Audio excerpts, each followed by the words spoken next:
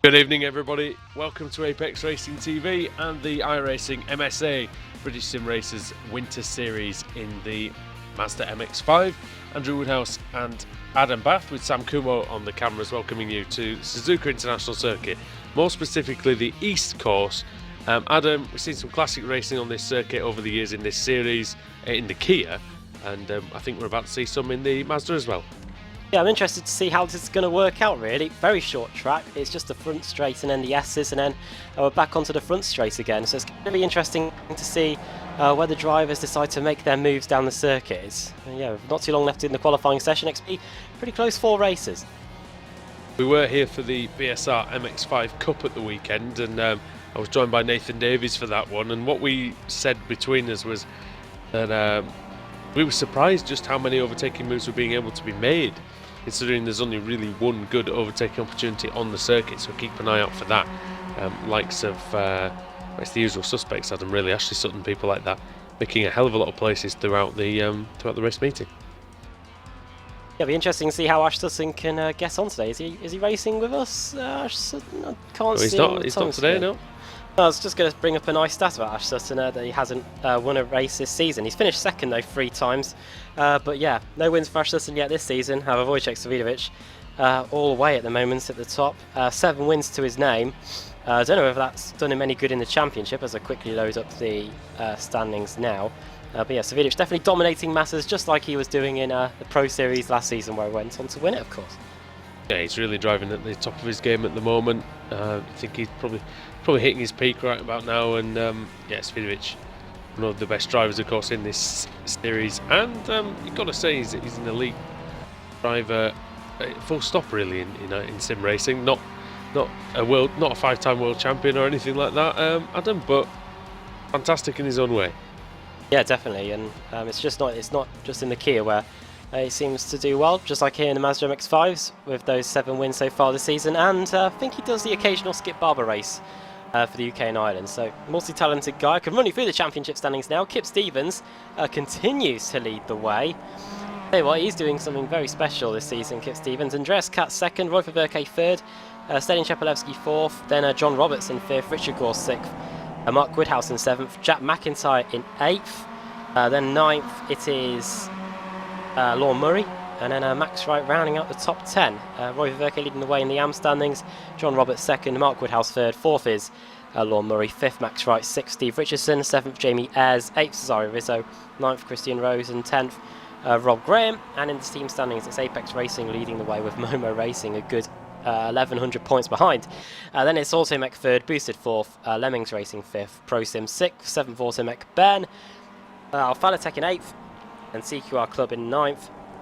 And then Simpson Racing in 10th with CQR S-Line in 11th place, and Engine All Direct in 12th.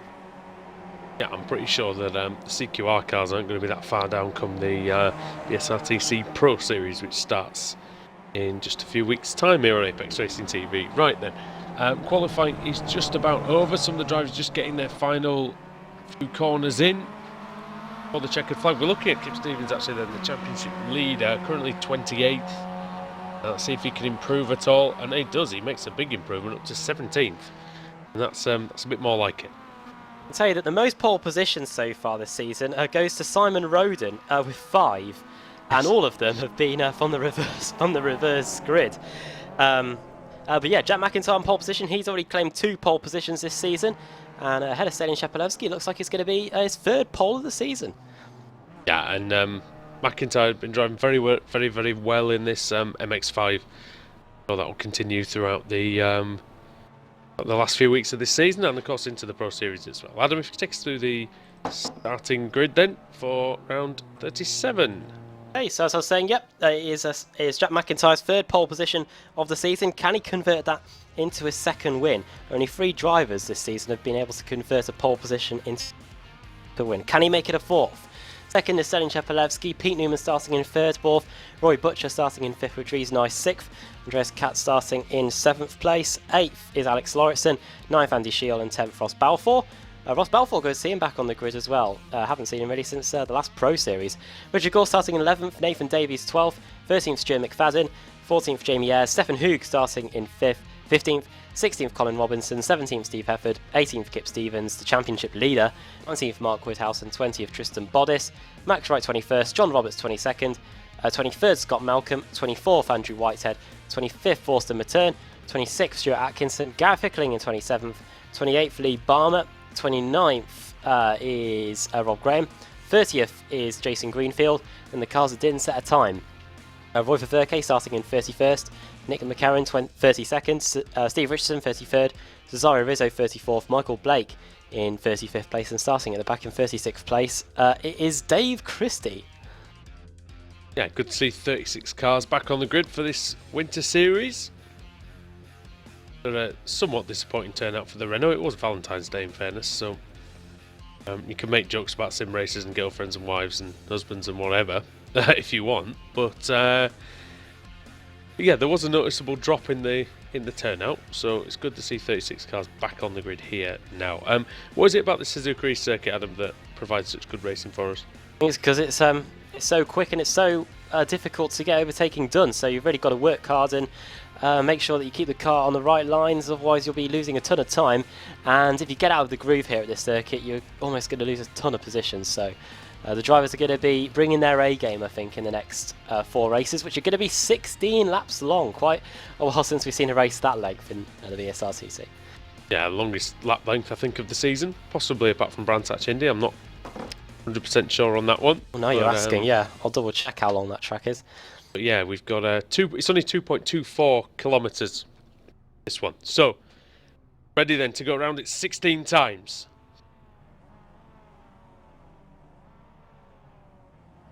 And the Brands the Indy circuit is shorter. But here you go. Once more then, the drivers of the Winter Series go to battle. Now, as the green light is on, it's a terrible start from McIntyre. Seems to have hooked the second phase up quite well, but Stelin Chepelevsky alongside into the first corner. You see Pete Newman there in the background, just behind those two. McIntyre trying to go around the outside of Chepelevsky. Has got the inside through the S's. They're still side by side, still wheel to wheel.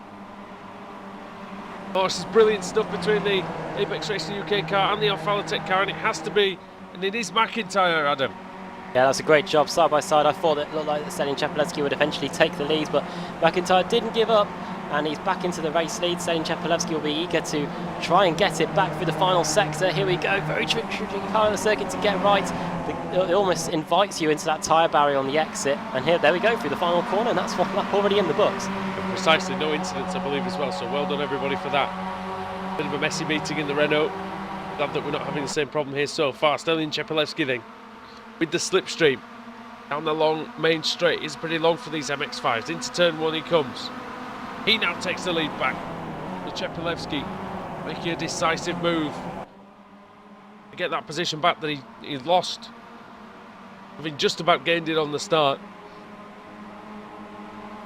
So it's Chepelevsky, then McIntyre, then Newman, then Butcher, Nice, Smolensky, Lauritsen, Katz, Shield and Davies. Newman in third, yet to take a race victory this season. Fourth place, Rory Butcher, likewise, I think. So those guys are out for a win. He's Nice, of course, won at Brands Hatch after Savinovic and Sutton collided on the final lap.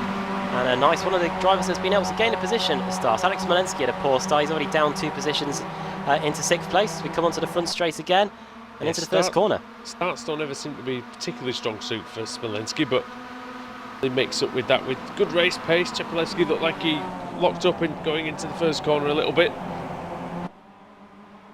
That shallow angle of attack. Look at these cars, it's just one big long train.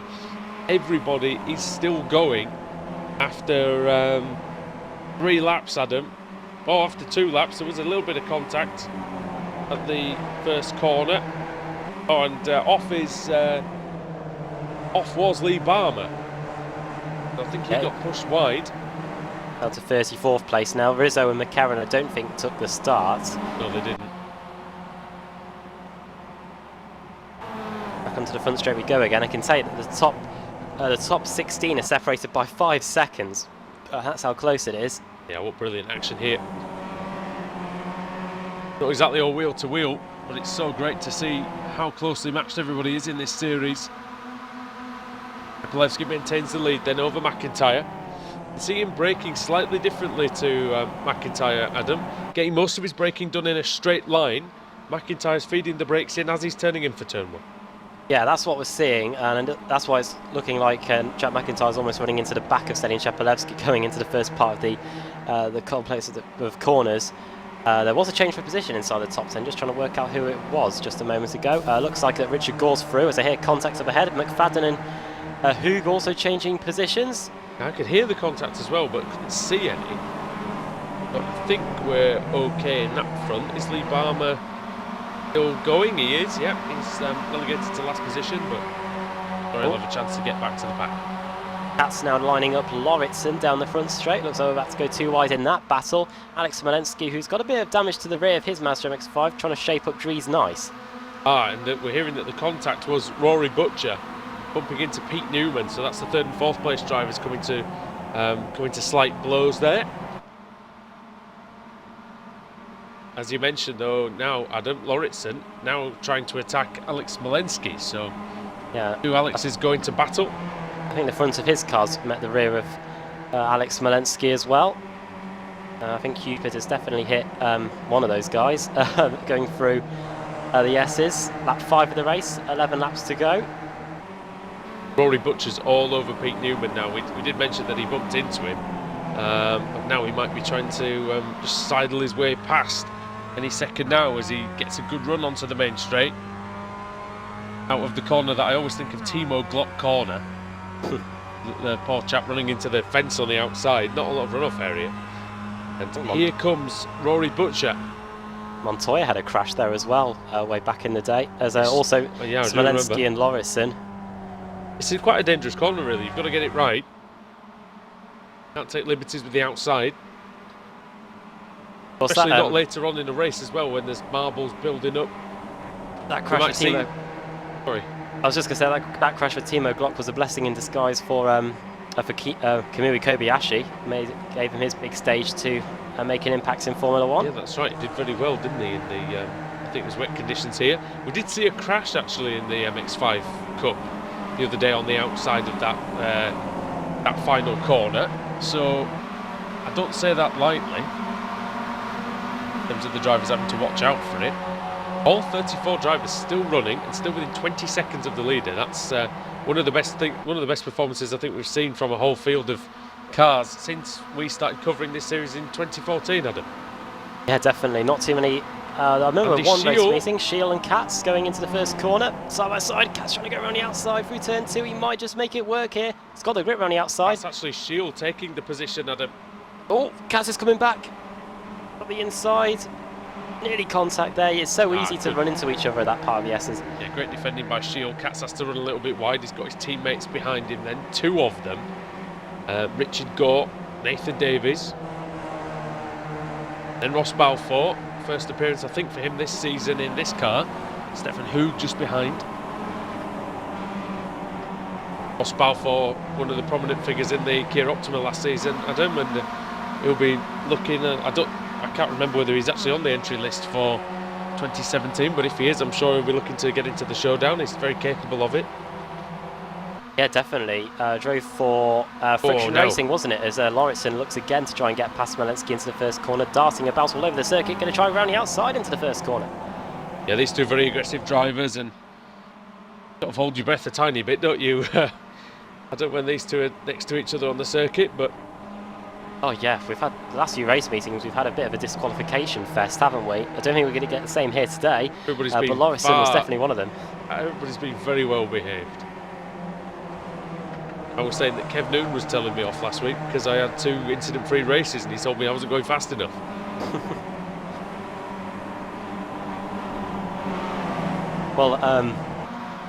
Well, yeah, I think this is definitely going to be a race meeting where the drivers can definitely pick up a few 0Xs, I think. I hope so. Very hard to go on. Now Katz and Shield right. again. Shield's got... he hasn't got the slipstream anymore because it's moved all the way over to the pit wall. Lauritsen nearly into the aforementioned wall. This time he tries to go around the outside of Smolensky. He's getting quite creative with his offense now, Adam, as he tries to get through, cuts back, and now he's going to have the line if he can just keep it round the outside here. Still going. Oh, they're very close together, almost touching. Smolensky, oh wow, fantastic battling. It's so good.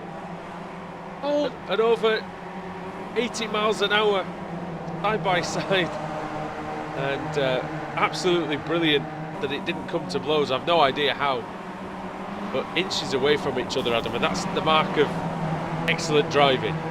Well, you know what you're getting when you're racing with Alex Smolensky, and he wasn't giving up at all, was he? Balfour again. Balfour's hitting Gore. Here comes Hoog. 3 wide, nearly down the front straight then onto lap 10 of the race. Balfour's going to get the slipstream off of Richard Gore's car. Oh, he moves across and Hoog's there, so he can't get out of that little spot. Boxed in slightly is Balfour. And through, also through was was on the brakes there. Dries Nice and Rory Butcher were exchanging positions. I think that's Nice up into 4th place now. Yeah, that is right. That is nice for Dries Nice. Yeah, fourth position. The win back at Brands. I think that was his first win in the championship altogether. He's also one of the only European drivers in the Ricktech Sports Car Series. He's hit Lauritsen. Oh, Lauritsen's gone. Oh, yeah, hit by Smolensky's bashed into Katz there as well. And Davis has got a ton of damage to the front of his GMX5 now, and I think it was just Smolensky lunging up the inside into the final part of the S's, and these Mazda MX-5s, slightest taps to the rear, around they go. A little bit clumsy, was it? I didn't quite see it. It's hard to get an overtake done into that corner, but yeah, I think it was a little bit clumsy on Smolensky's part. Stefan Hoog's having a look for an overtake into the first corner then. See if he can annoy Ross Balfour sufficiently to get past the man from Northern Ireland. Doesn't look like it.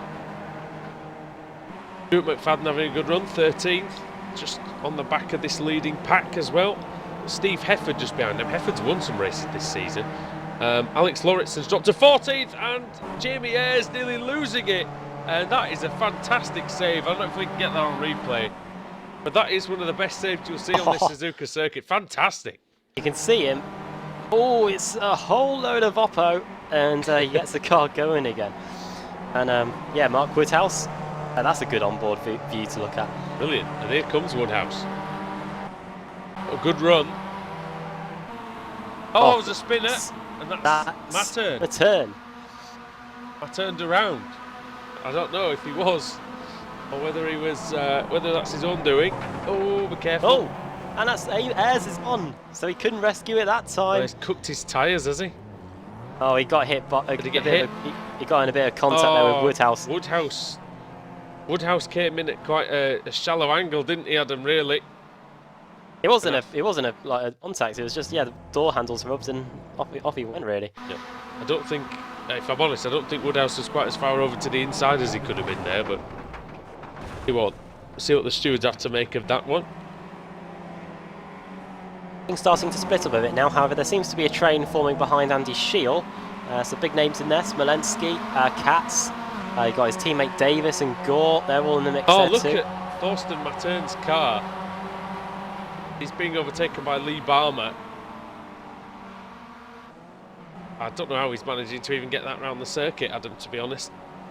There isn't a fast repair either, so he's just got to... He could probably get that to the end, could he? He's probably got a meatball. I mean, if he stays out for his 3 laps, is he going to... I don't think he'll be able to get points. Oh, here come the leaders in a minute. He's going to have to get out. He's going to have to get to the pits. Well, we saw how fragile these Mazda MX-5s are when you get a bit of suspension damage. Who can forget Alex Smolensky at the Nürburgring flipping it over when he just turned into a corner and I won't forget that anytime soon.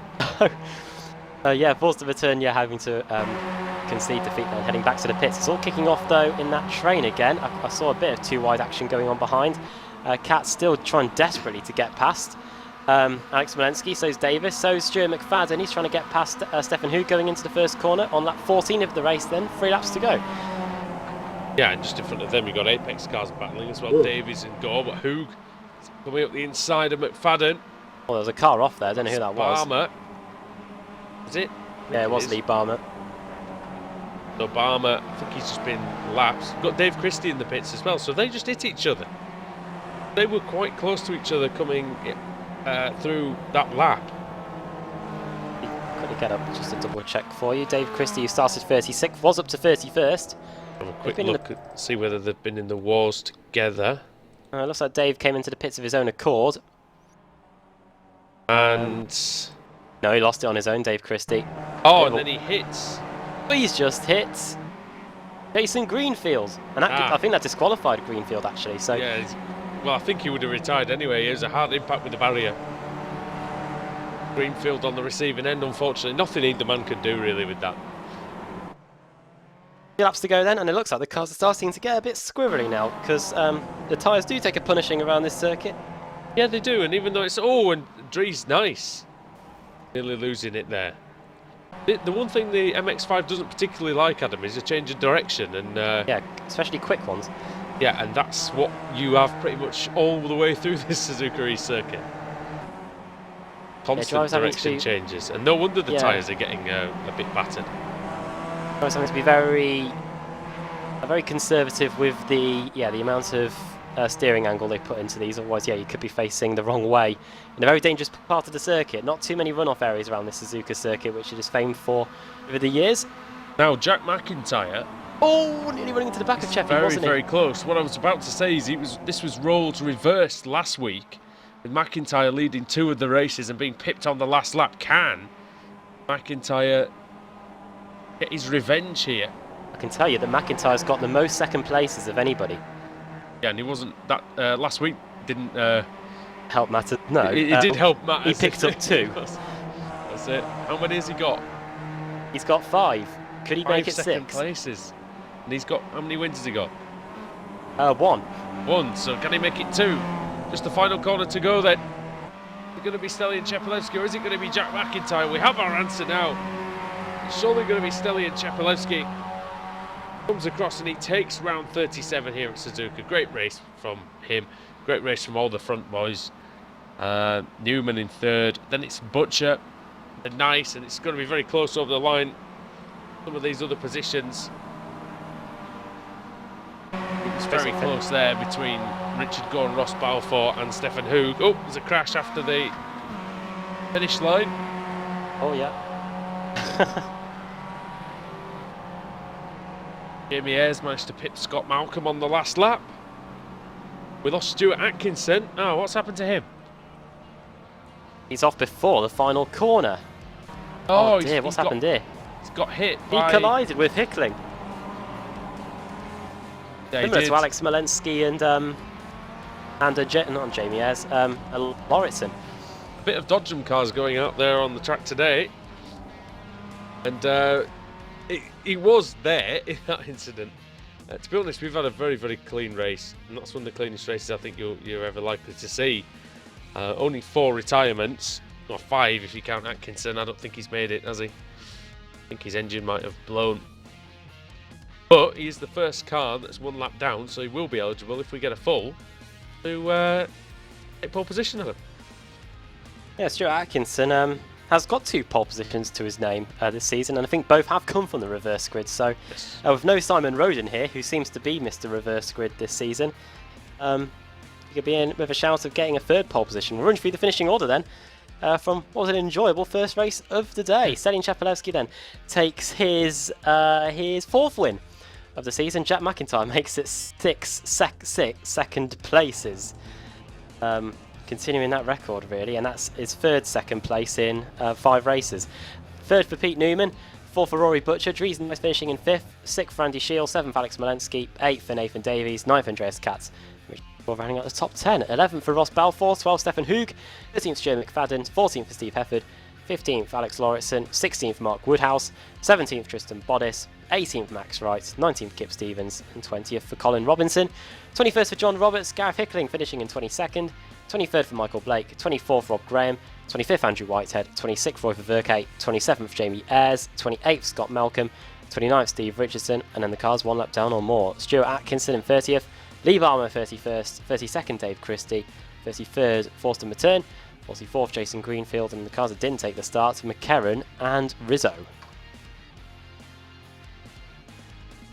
Yeah, and very, very strong race indeed there for everybody concerned. The 20 drivers only covered by 20 seconds, so very, very good. And 13 of those were qualified by covered by just 10 seconds, which is really, really excellent work out there from everybody. Right, Sam is going to spin the reverse grid wheel, and we're going to see who's going to be on pole position. If we have a full, it can go down to 30th, of course. See what that one is going to be. Who's going to be on the front row of the grid?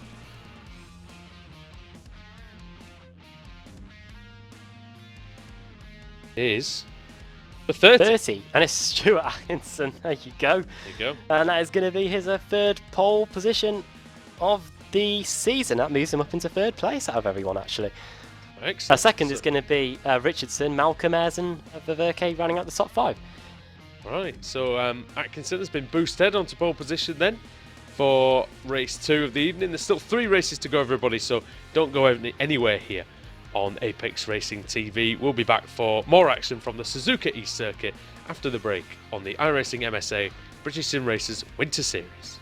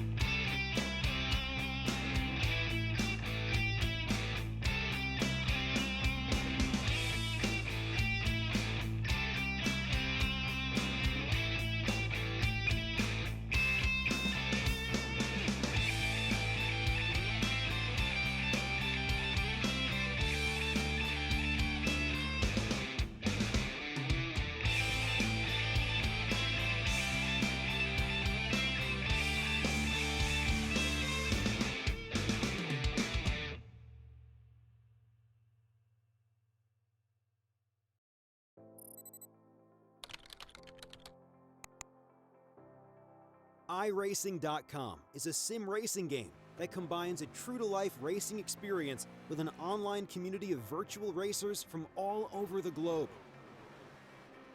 iRacing offers a multitude of officially licensed cars and tracks, laser scanned with millimeter accuracy. Their car models and mechanical systems are based on real-world physics and engineered in cooperation with manufacturers and race teams. iRacing's web-based interface allows members to compare stats and test drive any combination of car and track instantly. Their skill license system ranges from rookie to pro, ensuring members are always pitted against those with similar skill sets. Members are able to sign up for a weekly race series, compete in time trials, host a private race with friends, and participate in racing leagues created and run by the community. With over 60,000 members, iRacing works in partnership with renowned motorsport organizations like SRO Motorsports Group to deliver virtual races based on the real-life Blancpain GT series. iRacing's Blancpain Endurance Series features team racing, giving members the ability to build a team and participate in races ranging from 3 hours to 24 hours. Additional partners include NASCAR, IMSA, V8 Supercars, IndyCar, allowing members to race in their very own 24 hours of Spa, Bathurst 1000, Daytona 500, and many more. iRacing.com, delivering the most authentic racing experience short of getting into a real race car.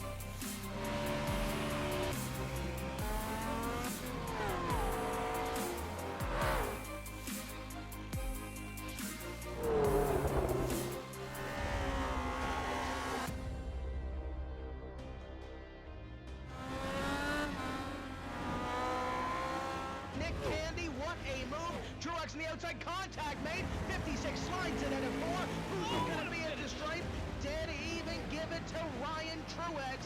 Truex is your winner over Tandy.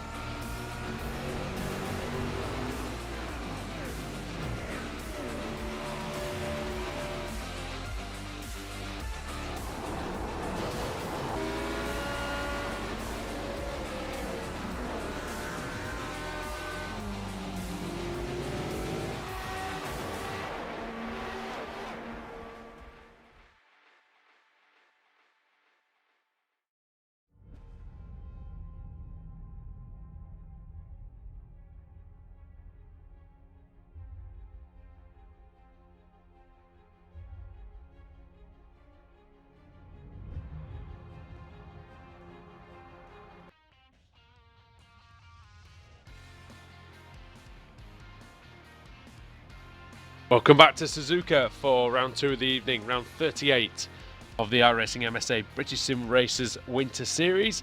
We're in the Mazda MX-5, of course. I'm Andrew Woodhouse alongside Adam Bath and Sam Kumo. And Adam, well, race 1 was very, very clean, very enjoyable. Had a close fight for the victory. And the reverse grid, well, it should provide some really interesting stuff out there because it wasn't easy to overtake for these guys in race 1. Yeah, this is going to be even more enjoyable than race 1, I think, because it's just going to turn into a massive traffic jam because the fast guys are trying to get their way to the front, but there's just no room on the circuit to get it done. I think we're going to see a few 3 wide, or possibly even 4 wide situations down the front straight, and you've got to all filter it back into single file going into that first corner. So, could see some pretty interesting moments during this next race.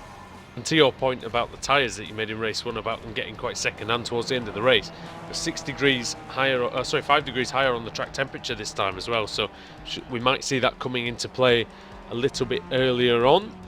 Just a minute and a half left of the warm-up then. Also a 16 lap race. Just for everybody watching on YouTube, if you're just joining us here on Apex Racing TV tonight, we do have 2 more races left after this one, so don't go anywhere. Once this race finishes, you'll miss half the evening's action, and we wouldn't want you to do that. Oh, bash! It was Dave Christie. So he's unceremoniously helped there by Andy Schilt. Andreas Katz fastest in practice at the moment, and that's really, Adam, having a fantastic first few races. He was so quick compared to everybody else, and even though he seems to have the pace, we're not seeing him up there as often as we should be. Yeah, 6 wins to his name this season, and that's the second most of anyone in the championship. Only 1 behind Wojciech Savidovic. All his business, though, it seems to be done in race 1, isn't it? Race victories in the opening, 2 race victories in the opening race meeting at Okayama. 1 race 4 at Spa, and then backed that up with wins at Watkins Glen and at the Nürburgring Nordschleife. But since then, it's been a pretty quiet season for him, and I don't think he's been on the podium too many times after that. Always been around in and around that top 10, hasn't he? But just not really converting that into great points, and that's what he's going to have to do.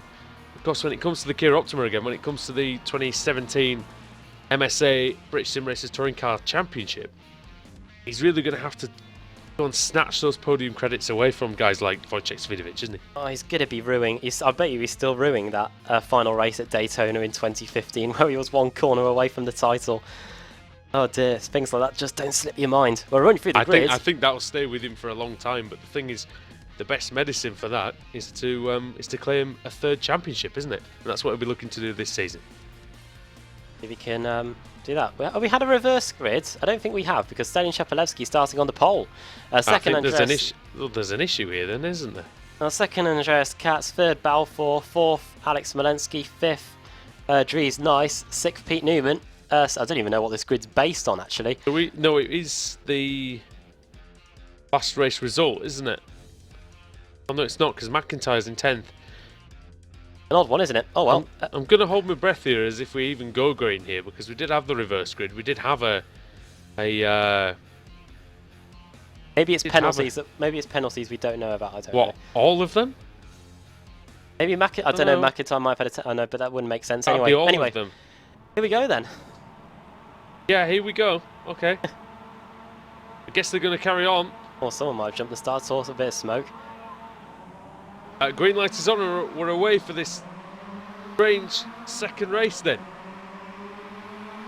And it's Andreas Katz, we were just talking about him, who's not made a particularly good start either. And Stalin Shepelevsky is flying away at the front.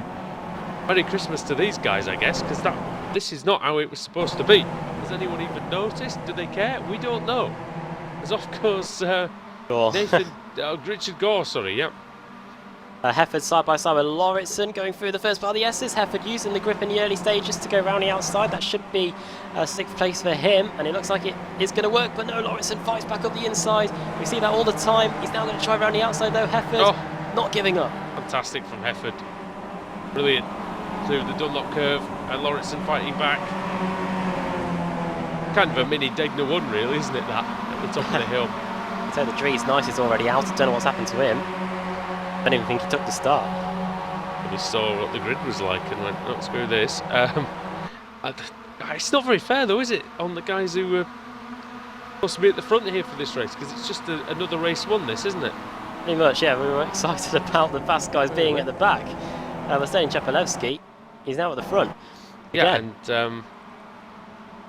and I don't really know what to say about it. I guess we best call the race. And we'll see whether this all stands, but I'm sure it will. Because I don't know what's happened, to be honest. Oh, that's Shield into the back, yeah.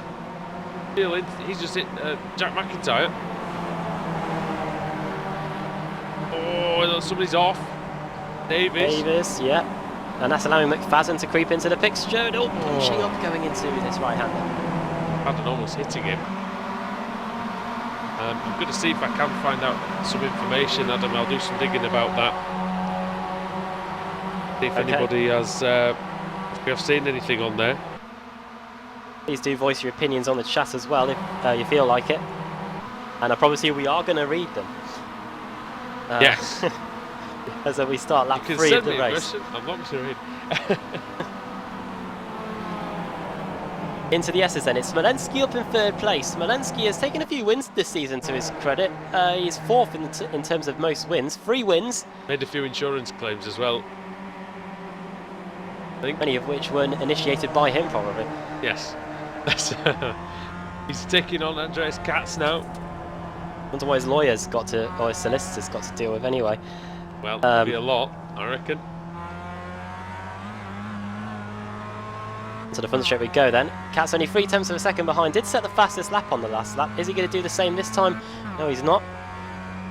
But the top 10 consists of... But it's a very fast lap anyway. 57.134.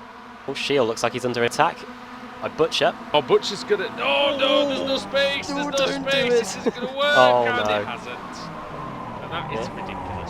Oh dear, McFadden just gets involved just to make things worse. And that might be McFadden gone. Once you realise, I mean, you don't go passing on the grass, do you?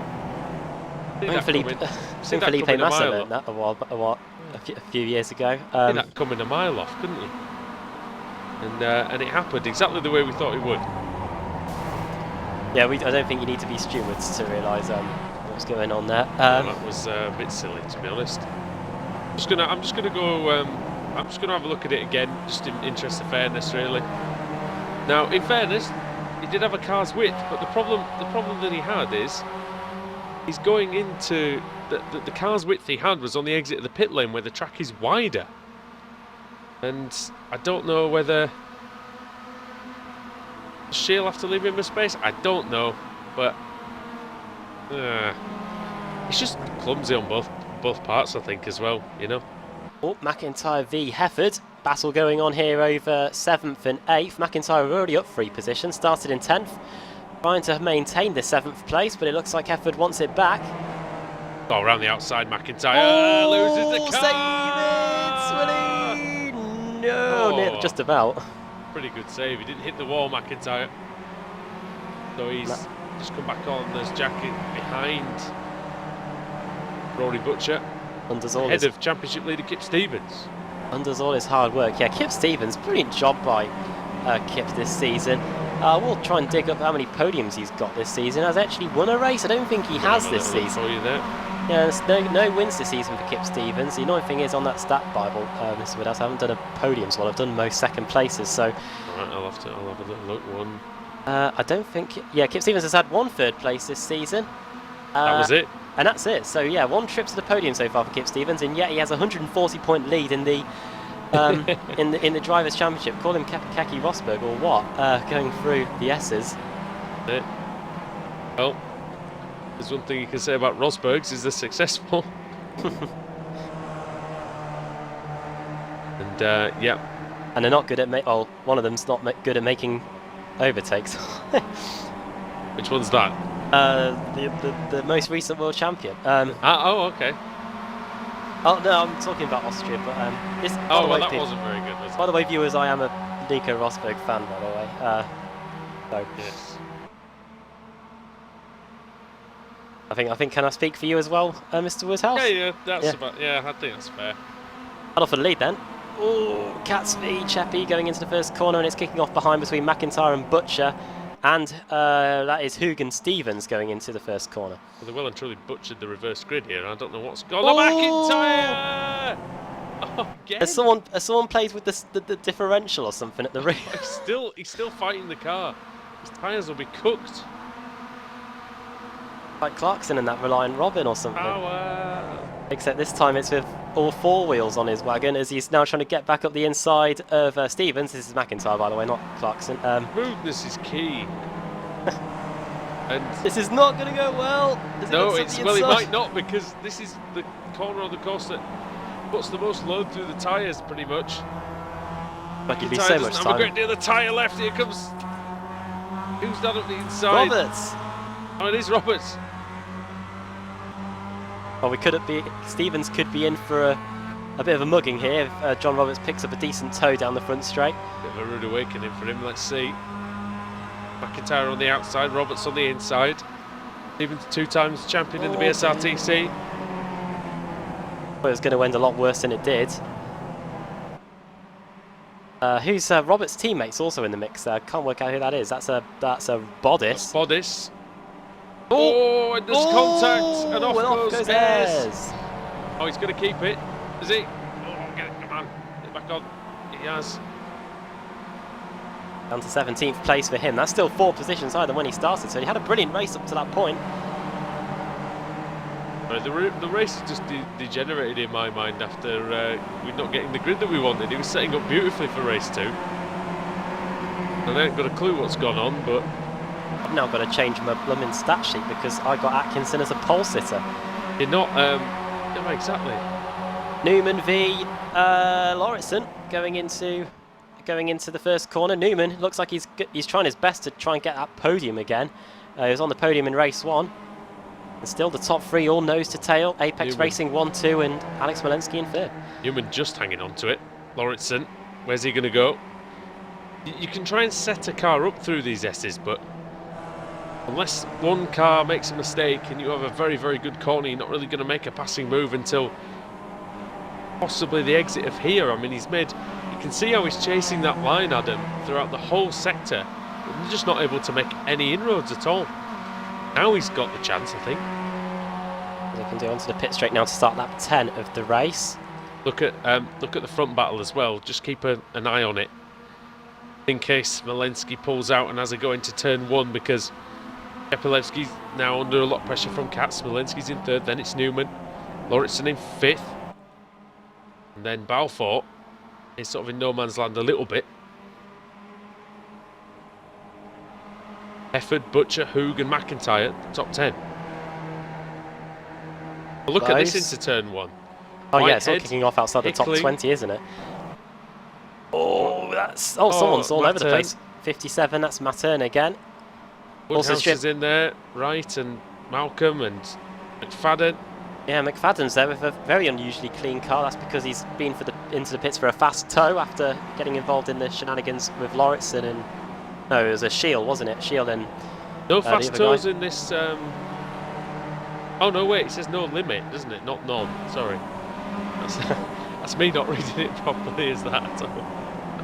I think the organisers and ourselves are just as bad as reading the rules. Oh, there you go, that's me fired. Lauritsen v Newman going into turn 1 there side by side again. Back up the inside, he's lost it. He's found it. And he keeps it. Yes. Has he got any damage? No, he's alright, I think. Still 0.2 of a second between Katz and Chepilevsky. They're having a right good go here, and Alex Malensky just wants to pounce if the opportunity arises. Well, if you're just tuning into Apex Racing TV and wondering and looking at the positions and thinking, hang on a minute, is this not race 1? It's not race 1, it's race 2 here at Suzuka. The iRacing MSA British Sim Racers Winter Series. Andrew Woodhouse, Adam Bath and Sam Kumo with you.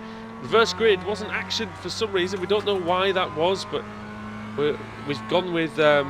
I don't really know how the order was decided. It wasn't based on race 1 and it wasn't based on the championship. So here he comes. Absolutely no idea. iRating it could have been even. That's up the inside. Do you know what? You might actually not be far wrong. But how's that? Mr. Woodhouse. Yes, I genuinely think it's been based on iRacing actually. There's a lot of people that aren't going to be pleased as. Because where did Lee Barmer started in. He's got the lowest iRacing. Harry's now shown in 26th place. Maybe that, I don't know actually where is actually now. Where did he start? 33rd though, so it could have been. Yeah, it could have been. I know Cheppy's iRating's massive. Yeah, his iRating's the highest in the field. Sterling Chepelevsky. Andreas Katz is a good 600 behind him. Yeah, it's kind of taking the fun away for me really, because I know we want to see that reverse grid in action. We want to see the top guys having to fight their way to the victory, and at the minute it looks like it's going to be one of the usual suspects that's going to take it. So we'll see. Nothing against these boys. I've met these boys in Germany. Nice chaps, but yeah, they didn't earn the pole position this time. I can categorically tell you that this field has been set by iRacing, because Dave Christie and Lee Barmer, they had the 2 lowest iRacing and they started in the last 2 positions on the grid. Now then, this is very close though at the front. Walensky was almost pushing Katz through the first corner. Through the middle of the S's section. Oh, Katz gets a good run through there. He's been trying that the last few laps. Smolensky tried it though in race 1 and it didn't go too well. And this is allowing Lauritsen and Pete Newman to get drawn into the battle here with, when we get to the line, 3 laps to go. Yeah, let's see how... Ayres might have gone, Mr. Woodhouse. Right. And Michael Blake. They're both around halfway through the S's. They would have hit each other, I can pretty much guarantee you, because they were right in it. Yes, and it was. And I think both disqualified. Have a quick look. Oh, Ayres lost it actually into Blake. Ayres disqualified. Blake continues, I believe. Yes. In about Blake's... Oh dear. He's gone again. Just as we say it actually, mate, coming around the final corner. Yeah. There you go. Go to the commentator right there. And he hasn't been disqualified yet. No, he's still going. But I think the ultimate curse of the commentator was saying how good race 1 was and how we couldn't wait for race 2, because something's gone on, hasn't it? But well, at least we can say to you that this is the best of the best then. Well, in official series, yeah, in the BSR TC. You can say Mazda, that. In the Mazda anyway. The only problem is it don't give us a particularly exciting race, because everybody's in theory based on ranked on how good they are, and not necessarily even how they've not even the qualifying results. So they're side by side now, and Katz might this time be able to get the overlap. Let's see if he can. Yes, he can. In the space. And he forces his way through on Chepelevsky. Bulgaria versus Germany. Chepelevsky, one of the 3 drivers to have won a race from pole position this season. It's been a rare occasion. Katz with the very wide line. Oh, he's in the curves brilliantly there. Now, can Chepelevsky do anything about him through Dunlop? No, he can't. Dunlop, it's the final lap. Beginning of Dunlop, isn't it? 2 laps. Well, 1 lap to go. Sorry, yeah. The end of this one. But it's Katz from Chepelevsky, from Smolensky and Lauritsen, and Newman in 5th. Chepelevsky's definitely within striking distance, and the battle's on for 3rd as well. Here comes Sterling Chepelevsky then. 2 battles on.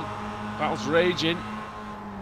Sterling Chepelevsky trying to... No. Lauritsen and Smolensky have done a Senna and Prost in the first corner. Can't say I'm utterly surprised, to be honest. Katz, sorry boys, but you know, no smoke without fire and all that. Half a lap to go then. Into the second part of the S's. Can Sterling Chepelevsky hold on for his 2nd win of the evening? He's having to really defend hard against his teammate here. Katz will want to try and draw level with Wojciech Savidovic in terms of most wins so far this season, but I think it looks like it's going to be 2 and 2 for Sterling Chepelevsky. 2 and 2 for the 52. Sterling Chepelevsky takes 2nd round of the evening here at Suzuka. 3rd was Smolensky. 4th for Balfour. He'll be happy with that. Newman in 5th. And then it's Lauritsen. Oh dear, yeah. Well, thought that was going to be a drive-by there, but the Stevens Roberts, Bodis, they were quite close together as well. Stevens with 11. It's not going to do him any harm whatsoever, I think.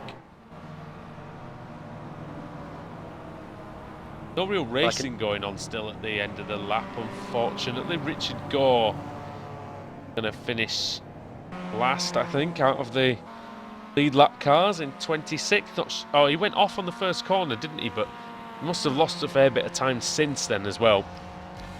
Come home there, and we did lose Dave Christie on the final lap, I think, as Stuart McFadden was gone as well. Nathan Davies 1 lap down. Check that wasn't a disqualification for McFadden. I'll quickly scroll through. Yes, so 2 times contact now between Lauritsen and Smolenski in 2 races. Although having said that, we couldn't have ruled it out even if the reverse grid was in play, because they'd have been starting next to each other anyway, wouldn't they? So, yeah. Well, there you go. The drivers are saying that the grid was wrong. It was based. The Sherlock Holmes award goes to. Yeah, Mr. Shiel and Chepelevsky. Well, it was set on iRacing. Yeah, it was set on iRacing, and we're running through the finishing order. Surely that result can't stand. I mean, I don't think that's fair, really, to be honest, to anybody. But yeah, there we have it. Does Ash Sutton have good iRacing? I know his license isn't too good. I think it's a D license, but I'm not sure. I'll have a quick look at that. But yeah, Stalin Chepelevsky then, he takes what is now his 5th win of the season. Only 2 behind Wojciech Savinovic with the most wins. And that is the 5th time the 6th time this season. Hang on, 3, 4, 5. Yeah, the 6th time this season a driver's won from pole position out of 38 races now. Second for Andreas Katz, that is his second place of the season. Alex Smolenski finishing in 3rd. 4th for Ross Balfour, Pete Newman 5th, Alex Lauritsen 6th, Stefan Hoog finishing in 7th, Rory Butcher 8th, Jack McIntyre finishing in 9th place, and 10th for Steve Hefford. Kip Stevens finishing in 11th place. Always there, isn't he, Kip Stevens? I'd love to know how many times he's finished inside the top 15 this season. 12th for John Roberts, Tristan Bodis 13th, Rob Graham 14th, Gareth Ickling proving that iRacing is just a number, and moving from 31st to 15th. Colin Robinson finishing in 16th place with Roy Verke 17th, Mark Woodhouse 18th, Max Wright 19th, and 20th Scott Malcolm. 21st for Andrew Whitehead, 22nd for Forster Matern. Lee Barmer 33rd, 34th Steve Richardson, 35th 25th for Richard Gore, 26th Dave Christie, 1 lap down. Stuart McFadden also a lap down, Nathan Davies also a lap down, 3 laps down is Michael Blake. Jamie Ayres 4 laps down, Andy Shiel and Stuart Atkinson 7 laps down and 8 laps down respectively, and Dries Nice didn't take the start. Answer to the Sutton question is star ratings 2300 or thereabouts. Oh, so that would have put him in about, so let's sort the grid by 2300, that would have put him in about in about 12th place, I think, or about 13th place. So not too shabby, more than me. He does well in his official series races that he's done. He just, as you can imagine, seems to crash a fair bit. So yeah, my iRating's 1600. I'll be starting towards the rear of the field, I think. Yeah, mine's a tiny. I think it's a tiny bit higher than that, but only a little tiny bit. So yeah, right then. So let's spin the wheel then, and we'll see. In theory, who's going to be on pole position? If it matters. Let's be honest. Dear me.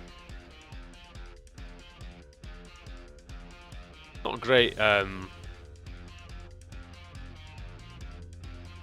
not pointing fingers anyway, because I have no idea what's happened. But not great for the drivers, really, is it? And it's not great for us.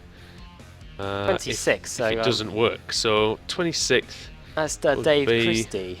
Ah, Dave Christie. Right. Okay. So our colleague. That is. Yeah, that's his first pole position of the season.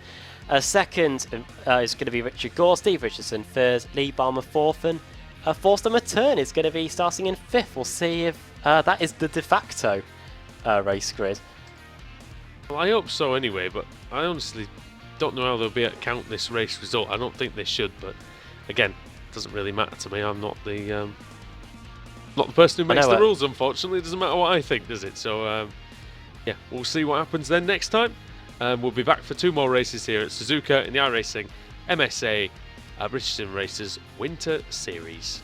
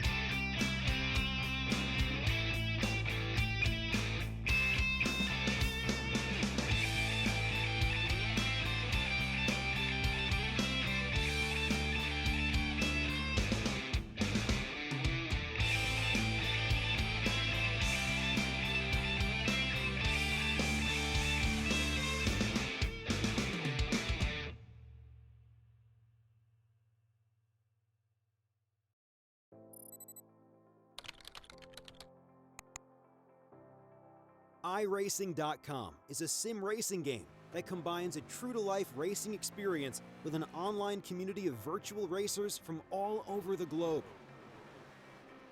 iRacing offers a multitude of officially licensed cars and tracks, laser scanned with millimeter accuracy. Their car models and mechanical systems are based on real-world physics and engineered in cooperation with manufacturers and race teams.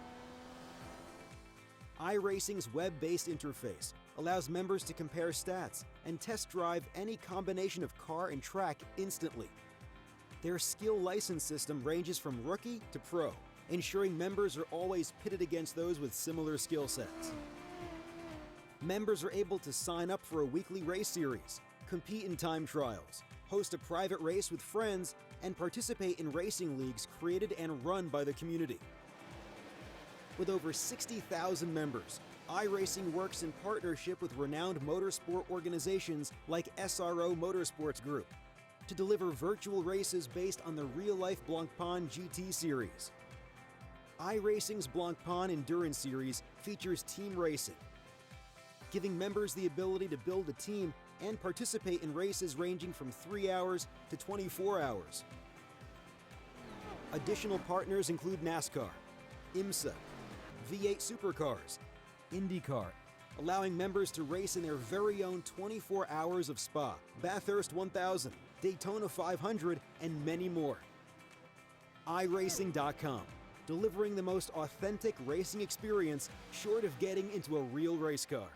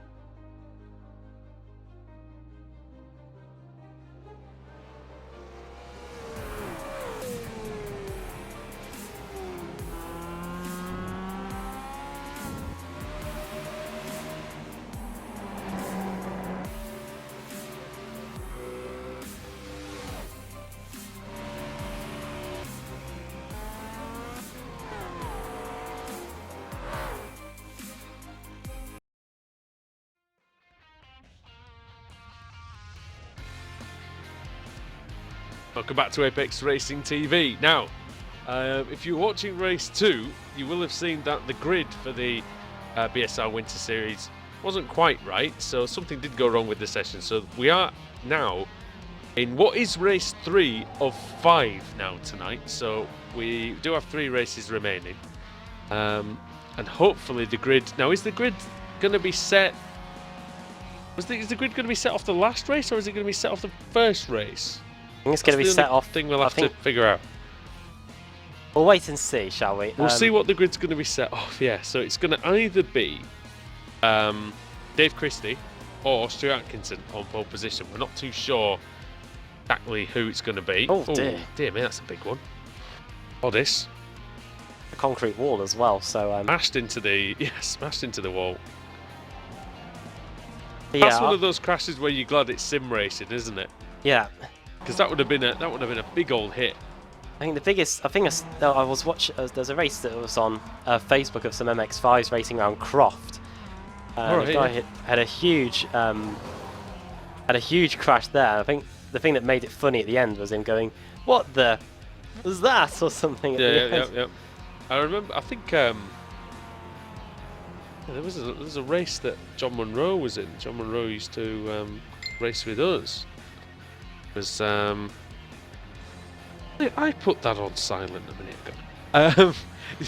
He was in a race and I'm sure a car like flipped over in front of him or something like that. And even Graham Carroll in the Walter Hayes Trophy, the final, there was a car that flipped over and landed like roll hoop first in the gravel and whatever. And even at comparatively slow speeds, which is what these are compared to, say, obviously Formula One or something like that, I would not want to crash one at these type of even sort of 90 to 100 miles an hour or something like that. Long to go for the gridding process begins. We're going to get a surprise any second now. So does this mean this is races 37, 38, 39, 40 and 41? Possibly. We'll see. We're not sure about race 2. So race 2 at this point is it going to be counted for is points? Probably an unofficial result, but we'll see how the grid lines up then. It's Stu Atkinson. And it is after the results of race 1. So that's Dave. That's great. I'm happy about that. Scott Malcolm's going to be starting in second. Jamie Ayres third. Fourth, Roy Verke. Fifth, Andrew Whitehead. Sixth, Rob Graham. Seventh, Michael Blake. Eighth, Gareth Hickling. Ninth, John Robertson. 10th, Colin Robinson. 11th, Kip Stevens. 12th, Max Wright. 13th, Tristan Boddice. 14th, Mark Woodhouse. 15th, Alex Lauritsen. 16th, Steve Hefford. 17th is Owen McFadden. 18th, Hoog. 19th, Balfour. 20th is Richard Gore. 21st is Andreas Katz, 22nd Nathan Davies, 23rd Alex Smolensky, 24th Andy Shield, 25th Dries Nice, 26th Rory Butcher, 27th Jack McIntyre, 28th our race 1 winner Stelin Chapalevsky, and here we go. Yep, we've got Barmer, Christie, Matten, McCarran, Rizzo and Richardson at the back. Thank you. Race 3 on the way then. A great start by Atkinson. He definitely made sure that he's converted that pole position into at least the lead come turn 1 and 2. He'll be really determined to make this count. Jamie Ayres looking around the outside of Scott Malcolm. We saw Ayres sideways in race 1, struggling to contain the MX-5, and ended up going off in race 2 as well. So we'll see what he can do with the effectively the middle race of the evening now. So Andrew Whitehead is up in 5th place. Oliver Verke, then Gareth Hickling. Oh, where's Atkinson going? Oh, Atkinson's off, and Malcolm. Malcolm's off as well. Ayres is gone. Malcolm it's Malcolm. Oh dear, they were both. I think they both saw Atkinson off and were like, "Oh, I'm going for the lead now." And yeah, it ended catastrophically for Malcolm. Oh, Atkinson might have got a slowdown there, but it didn't look like he has. So that's working. It's a Lewis Hamilton. Yes. Isn't it? Like Mexico. Cut the course on the first lap. No consequences. But here comes Jamie Ayres. Ayres has got a good run. Atkinson does defend. So he should as well. This is for the lead of the race. And up the inside goes Andrew Whitehead on Gareth Hickling. Oh, Hickling's through. Oh, no, it might be Hickling on Whitehead actually. Hickling's through. Then you've got the 45, Robert Graham's up there. First time we've seen him tonight, really. Michael Blake's in there, and Lauritsen. Lauritsen's had a brilliant start, up 8 positions. Lauritsen sans Smolensky for this race at the minute, at least. A good thing for him. And it's probably a good thing for Smolensky, actually, that these two aren't battling anymore. Austin Matern, Balfour, Hoog, all in the pits at the end of lap 2. Not a great deal Atkinson can do, is there, really, Adam, in terms of stopping this closing speed, which is monumental down this front straight. Yeah, he's got airs looking to the outside. He's got Relentless on the back of his Mazda MX-5. Is he going to be relentless in his defence here? Well, Jamie Ayres definitely relentless in his pursuit. As the man who was the safest driver of 2016, Roy Vervecke, the Belgian. Voted most improved driver as well in the Club Series a few seasons ago. Yeah, he was as well. He really was. I know you weren't too happy with that, were you? I can't remember. No, I voted for him. There you go. Shows how much I remembered on it, and I was commentating on it. There you go. Okay. Well, if I didn't vote for him that year, I think I voted for him the one after. I think. Didn't you get involved in a bit of contact with him or something at Interlagos? Or am I just imagining? Yes, I did. That was his fault. There you go. I knew something happened. There you go. Oh, here comes the lead. Is there going to be contact for the battle for the lead here? Hopefully not. Atkinson, Jamie Ayres. Ayres is very late. Atkinson. Oh no! Fighting back. Oh no! Off into the gravel is Atkinson. Oh, where's Hickling's going off Hickling as well. going? Roy Vervecke leads the race then. Oh, that could have been the lead for Hickling if he didn't have done that. Oh dear, it's all kicking off again. Hickling's just hit Andrew White, John Roberts, sorry. Oh dear. And now he's facing the whole field, and yeah, two of the boosted cars. Well, they've boosted their chances of a penalty. Yes, Atkinson hasn't. Oh, Atkinson's out. He's just decided. I think he's probably just decided that he's out. Yeah. To be honest. Well, Vervecke leads, and yeah, we were singing his praises, and for once, the commentator seems to be the blessing of the commentator. So he's leading. Lauritsen second. Although we have seen problems for Lauritsen tonight, so hopefully there's going to be nothing here. And he's gone deep as well. No, he's all right. He's much more controlled than was Jamie Ayres. Ayres is now in 6th place after that argy-bargy going into the first corner on the last lap. Yep. Michael Blake, right, with Robert Graham now as well. They started 6th and 7th, they made 2 places each. We're very happy with that as Vervecke pursues Lauritsen. Might be able to... Oh dear, that was a poor line. It was. I was going to say he might be able to stick with him if he can just nail the last 2 corners, and of course that didn't happen. It's like Minority Report. It's like preemptive commentator's curse now. Here comes Graham on Whitehead down the main straight. See what Robert Graham can do. Scotsman. Oh, turns in, brave, and he's through. Yeah, nice, nice.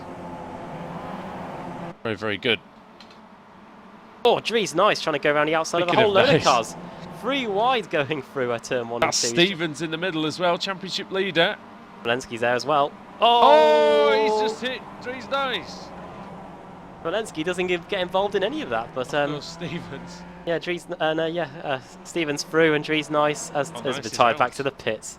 Back to the pits, yeah, fed up with that. Don't blame him really, he got a bit of a mess that. And back onto the front straight, Alex Lauritsen, 1.5 second lead over Roy Vervecke. Third is Rob Graham now. 4th Whitehead, who's coming under pressure from Blake. Yeah, let's have a quick look at this. I was looking at a battle a little bit further down. Let's see if anything comes of this into turn 1. No, we've got battle for 9th, 10th, 11th and 12th. Colin Robinson, Max Wright. McFadden as well. McFadden, Bodis, Woodhouse. Good little... it's not a little train really, it's quite a big one. Well, just at the back of that train as well is you've got McCarran, Malcolm and Shield, is it? They're changing positions anyways. Yes. Woodhouse goes off and back on again. You've also got now Gore, Katz, McIntyre, Chepelewski. Jamie Ayres is gone. He's dropping down the timing screens. What's happened He's gone to wide. Jamie Ayres? He's gone wide. Go off. How did he go off though? Was it contact? I'm going to find that out for you. Oh, it might have been actually. Did he get hit through the second part of the S's? No, he gets on the curbs, tries to save the car, and unlike that last time in race 1 where he was able to pull off a brilliant save, yeah, it doesn't work out. That's actually the corner, Adam, isn't it, where he got out of shape last time, but it was on the There's more towards the exit of the corner as here comes Steve Hefford. Hefford, yes. Having a great look up the inside of John Roberts. Oh no! Please avoid him, guys. Great... That's a good save, actually. It is. Oh good... no! Oh, it was. Nearly. It was indeed at first. 10 out of 10 for effort. Yeah, and 3 out of 10 for the outcome, I think. Execution. Unfortunately, yeah. The Russian judge gave it a 10, but that's probably fake news or something. Colin Robinson ahead of Max Wright. And also we've got the battle of the Scots here because Graham is trying to get past Verver. Oh no, he's not Scottish, is he? Well, he's the Scottish but team. He's a Scottish team, yeah. So he's probably an honorary Scot, in fairness. A lot of Scotsmen in the BSRTC. Here comes Graham. Graham on Ververke. Is Ververke going to defend against his teammate? Well, not by moving to the inside anyway. Is he going to fight him around the outside into turn 1? No, he doesn't. Slots in behind Rob Graham. Here comes Whitehead up the inside. You know he'll take an opportunity. He'll try to, but the former BSRTC race winner, Whitehead, can't get past this time. Won at Summit Point in season 7, Adam. Yeah, driving for, what was it, EOR or something? EOR, back in the I think, day. yeah, I think that's right. That is correct. Those were the days. David Baker won that championship as well. I think you won a race in that season, season 7. That was the season, yeah, 2014, season 7. I think I took part in season 8, Donington. We've had our own little cameos over the years. Well, my steering wheel's knackered. One day, Alex Simpson, people, one day. We'll get him in there. We will get him in there. We've been saying it for 3 years. I know. Creatively trying to avoid it. Here comes Richard Gore up the inside of Stuart McFadden. You're reading my mind. Yeah. Well, on the same camera. Here comes number 2, Andreas Katz, who was, we could say, robbed of a second place because of the poor reverse grids. We don't know. They might have counted that. We don't know for sure whether that's. I would imagine that hasn't counted, but you never know. Is the BSRTC after all? Nice train forming behind Ververke now, and a nice train forming behind Bodis and Max Wright. Brilliant camera angles as well, Adam, just showing the cars flying through that final corner, really showing the load on the tyres, like we said. Yeah. Verke's getting pulled along nicely by Graham, though, now, isn't he? And it's hopefully, for him at least, allowing him to stave off Whitehead a little bit longer. Stalemate in that train. 43 v 58. Oh, Michael Blake's a bit wide. Here comes Hefford. Same time, that was who is car 43? That was Richard Gore getting past Tristan Bodis as Hefford goes past Blake in the S's. Off is Blake. He's back on again. Mucky tyres now, I think, though. I've got an Alienware car of Colin Robinson behind him. I don't know if that's the paints that you're viewing. That's right, I can see that. Privateer, I think, Colin Robinson. Seen him in the... I can't remember which series we've seen Colin Robinson in recently. Well, here's to you, Colin Robinson. Unless it was this one, it could have been this one. Yeah, it probably is this one. We do so many series that we do honestly forget. On to lap 12 of 16 then. 2/3 of the race gone. Oh, here comes McFadden. I like 3/4 of the race. Bodis. Oh, nearly disaster. My. We've seen so many cars come together in that first corner so far tonight. Oh yeah, it might have been the BSR MX-5 Cup. That's probably right as well, Sam. Thank you for that. Hefford still trying to get past Ververke. Oh, sorry, Whitehead, I should say. Where is Whitehead actually going? He's not making it too easy here. Hefford's just shaping him up now. I think he's trying to pass Ververke, but I think it went really well for him there. Hefford right behind. Hefford's had a good season, Adam. Maybe apart from the last sort of week or two. Yeah, Hefford's done really well this season. He's got, how many wins has he got? He's got 2 wins to his name this season. Blake nearly lost it coming out of the final corner, and that's allowing Robinson the run. Although he's hung out to dry with no slipstream. And here comes Richard Gore. Hefford having a switchback on. I'll tell you what, if he pulls that off, that'd be spectacular. He's had a little switchback. Oh, where's of course. Michael Blake going? Blake well wide. He might only lose one place though. As he gets back on in good order. Robinson, it looks like Gore through. Yeah, that's put Robinson on a really bad line. He's now bunching up. Look how bunched up these guys are now. All the way back to Woodhouse in 14th place, this train. My goodness, look at it. It's fantastic viewing now to see all these cars so close together. You only get this close competition on iRacing. You don't really get it anywhere else, to be honest with you. For those of you who aren't sure, of course, what this is iRacing.com. You just need a steering wheel, pedal set. You can't even do it on a controller if you've got a reasonable PC in order to run the software, of course. And you can get 3 months for the price of one by using the code PR-BSRTC as a new member. So go on, do it. What are you waiting for? You could be on the grid next week in the Winter Series, even if you wanted to. Yeah, it's brilliant.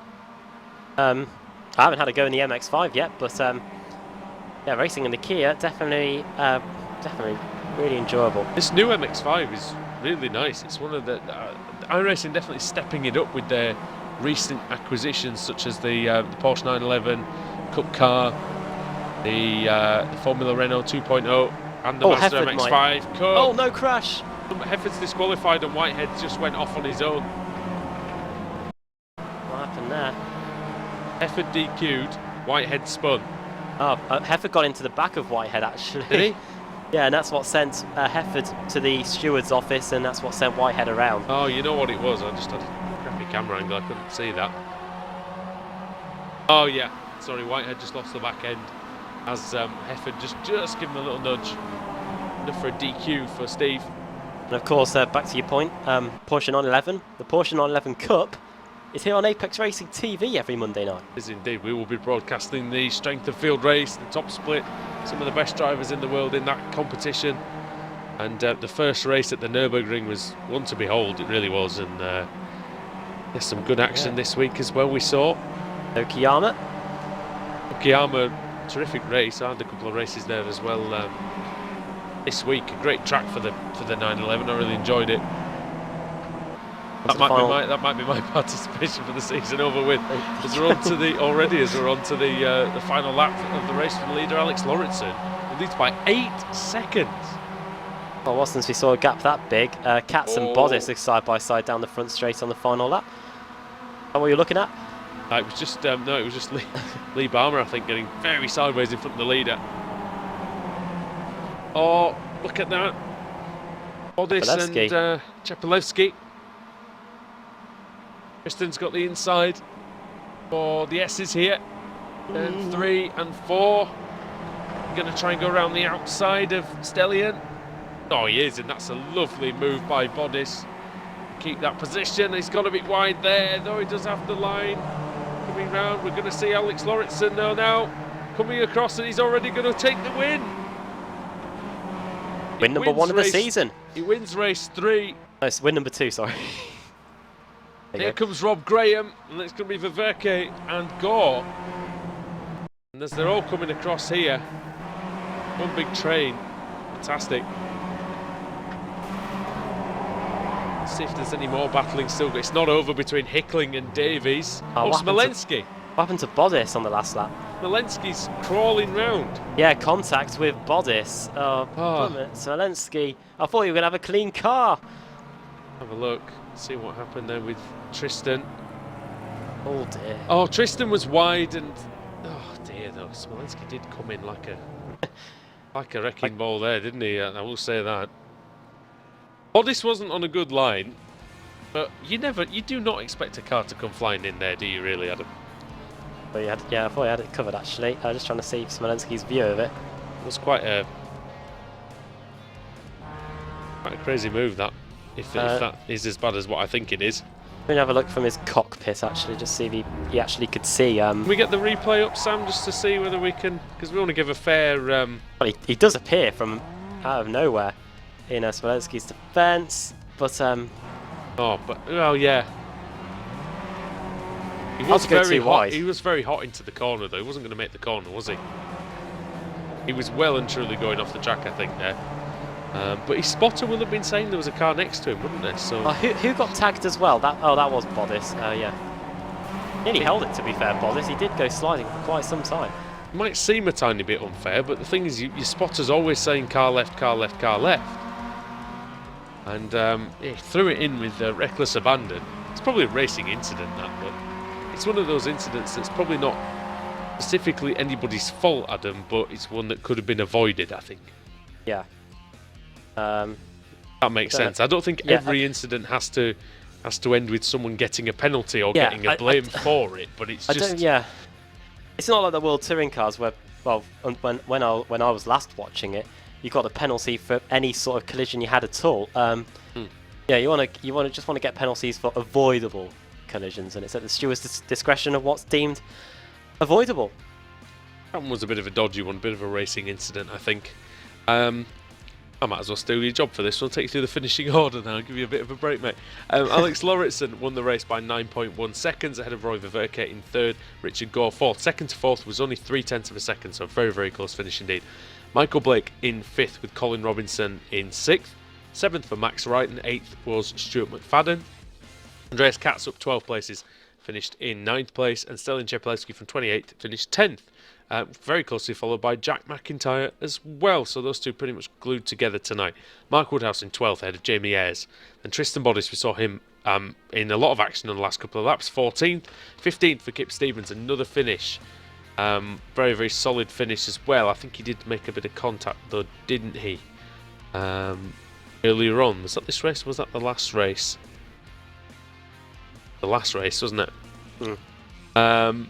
Andrew Whitehead 16th, 17th John Roberts, 18th Andy Shield, 19th for Scott Malcolm, 20th Gareth Hicklin, 21st Nathan Davis, 22nd Nick McCarron, 23rd for Alexander Smolensky, 24th Cesare Rizzo, and 25th for Lee Barmer. Cars one lap down on more, then Rory Butcher in 26th, Stefan Hoog 27th, Thorsten Mattern 28th, and then the retirement, Steve Hefford, Dave Christie, Stuart Atkinson, Dries Nice, Steve Richardson, and on the first lap I think, Adam, Ross Balfour. Yeah, it looks like. I think he had an issue with his pedals, possibly. Ah, right. Yeah, his pedals were playing up, and he said he'll recalibrate them for the next race. Tell you what, it's all been about this, the Alex Lauritsen and Stelin Chepelewski show. The last few races, since race 3 at the Nürburgring and, well, sort of race 3 here today.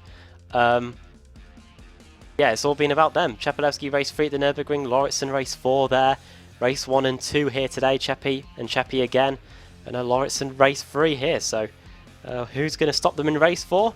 Could it be someone that's going to get reversed onto pole position for race 2? Yeah, let's see then. Let's find the Wheel of Fortune. Let's see exactly who's going to be sitting at the front of the grid for race 4 of the evening. Race 4 out of 5, of course. And the number lands on 26, and that is pole position for Rory Butcher. There you go. He's on pole position. Second is Lee Barmer. Cesare Rizzo third. Alex Smolensky is going to be up in fourth. And Nick McCarron is going to be starting in fifth. Roy Butcher yet to take a win this season. So we'll see if he can do that from reverse grid pole. What he can do. All right then. So still 2 races to go then here on Apex Racing TV. Still got races 4 and 5 to come. So if you're just joining us, then stick around for the last 2 races here in the iRacing MSA British Sim Racers Winter Series. We'll see you then.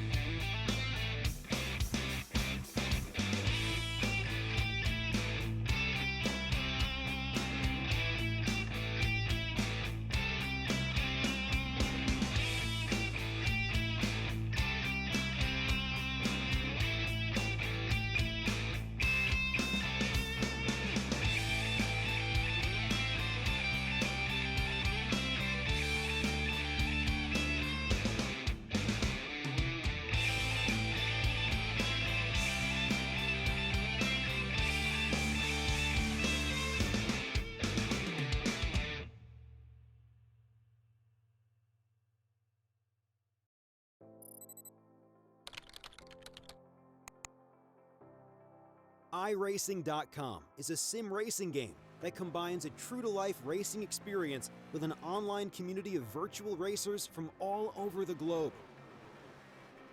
iRacing offers a multitude of officially licensed cars and tracks, laser scanned with millimeter accuracy.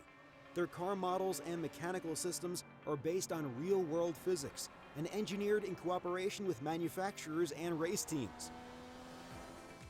iRacing's web-based interface allows members to compare stats and test drive any combination of car and track instantly. Their skill license system ranges from rookie to pro, ensuring members are always pitted against those with similar skill sets. Members are able to sign up for a weekly race series, compete in time trials, host a private race with friends, and participate in racing leagues created and run by the community. With over 60,000 members, iRacing works in partnership with renowned motorsport organizations like SRO Motorsports Group to deliver virtual races based on the real-life Blancpain GT series. iRacing's Blancpain Endurance Series features team racing, giving members the ability to build a team and participate in races ranging from 3 hours to 24 hours. Additional partners include NASCAR, IMSA, V8 Supercars, IndyCar, allowing members to race in their very own 24 hours of Spa, Bathurst 1000, Daytona 500, and many more. iRacing.com, delivering the most authentic racing experience short of getting into a real race car.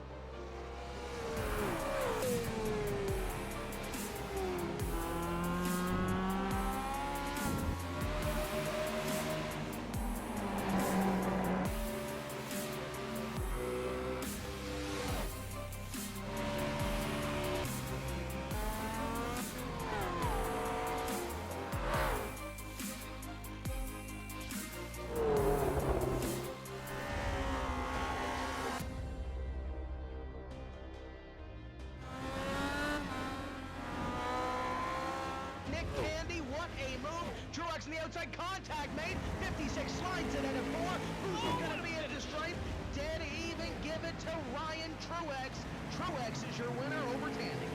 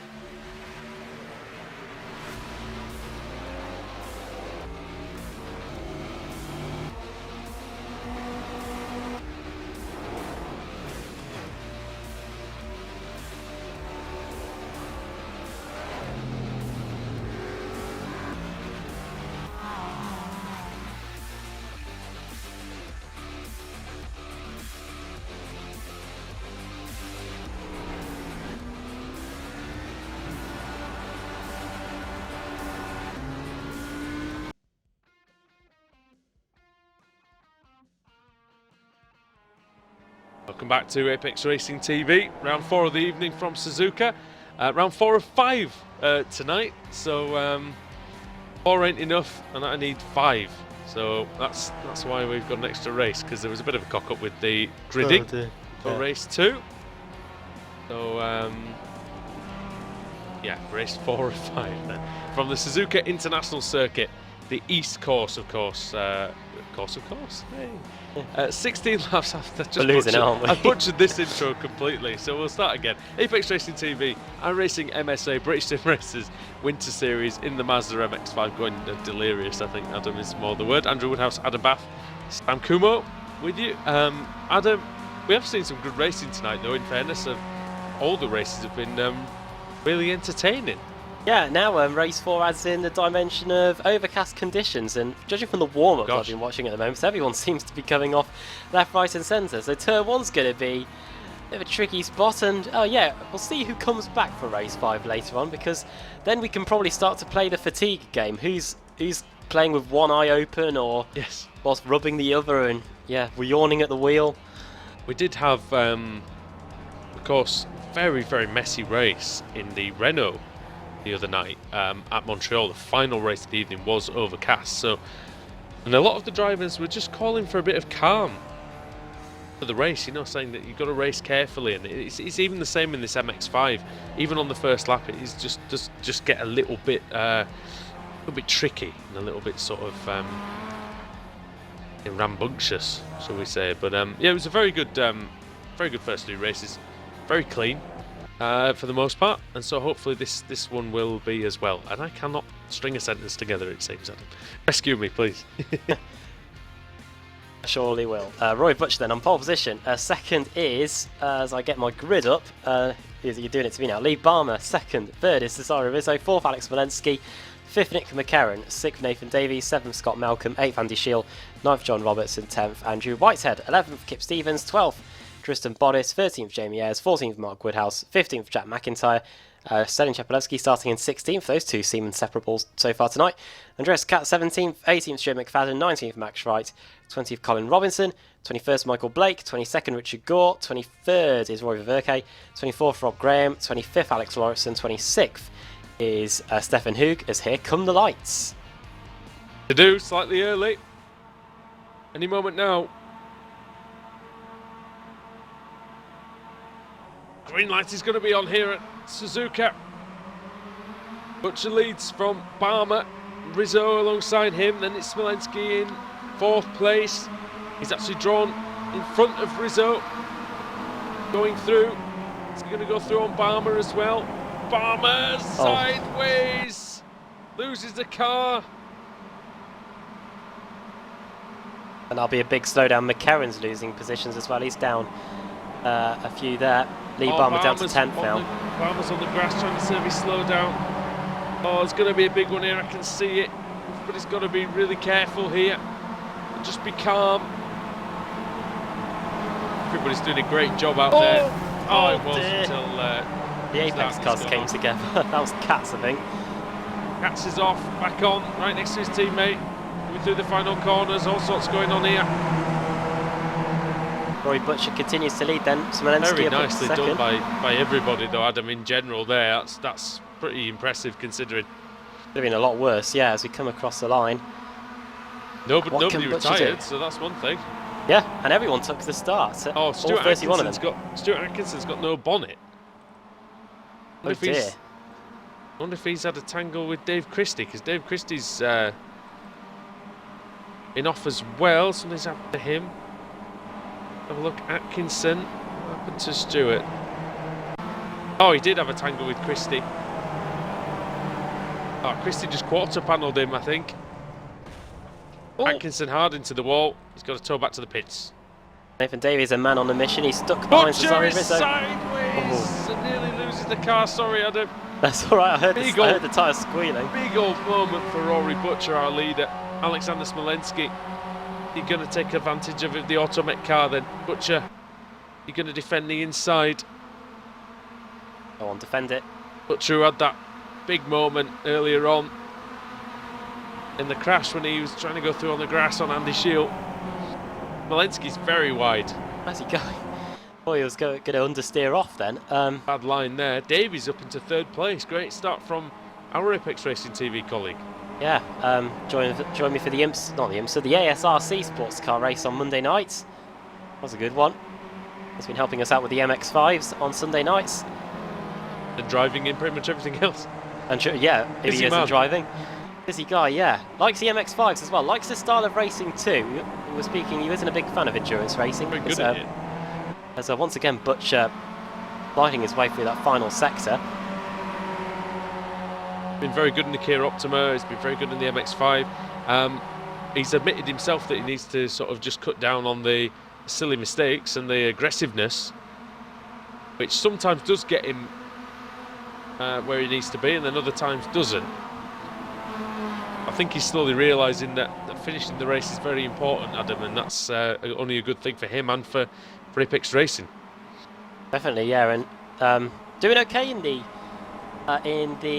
Formula Renaults as well. Different challenges, of course, to these cars. And Nathan Davis has been on the podium this season for Apex Racing Simulators. 1 podium so far for him, and doing well here in race 4.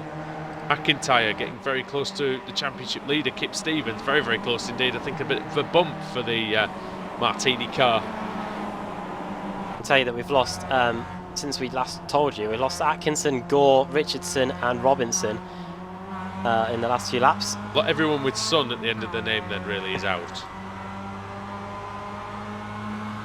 Never mind. Dave, you're Icelandic. Yes. 3 wide down the front straight then. McCarron versus McIntyre versus Ayres. And that didn't last too well, but last time Ayres was side by side with someone into the first corner. Where is he? Oh, there he is. Oh, he's sideways again. Oh, McCarron's wow. gone. McCarron. Goodness me. Has McCarron raced tonight at all? Did you do the last one? I think he turned up for race 3, yeah, but I hadn't seen him on the grid up until that point. I saw don't him know if he then, took the didn't start. We certainly saw him that time.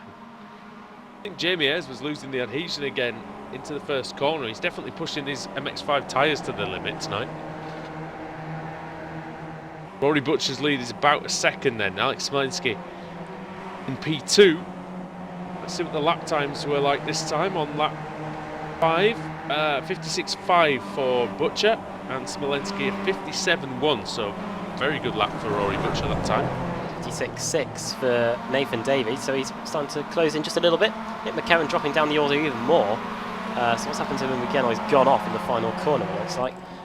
Whoa. Big old incident for McCarron, wasn't it? Did he get any help on? No, he went off on his own. They're going for the final corner. Oh dear. Battle between Max Wright and just in front, yeah. Steve Hefford. Oh, who's that off? Oh, it's Blake. Blake. Doing a Mansell on it. Blake completely round, didn't hit anything. That's one of the few corners here at Suzuka where there's a sizable area to go when you run off the track. Bit of tarmac which slows it up, and then the gravel which stops you. In fairness though, Adam, people moan about the runoff areas there and things like that being tarmacked and things like that, but yes, they don't punish the small mistakes enough, but then again you don't get cars digging into the gravel trap at high speed, which is can only be a good thing really. Yeah, I think that's probably the best way forward as Chepelevsky and Stevens go at it, going down the front straight. But yeah, I think we do want small mistakes balance to be punished, yeah. but we don't want drivers with broken bones because yeah. they're flying around all over the track, really. So I just look at Wirtz in '98 at Canada. That's gosh. And Alonso last year at Melbourne.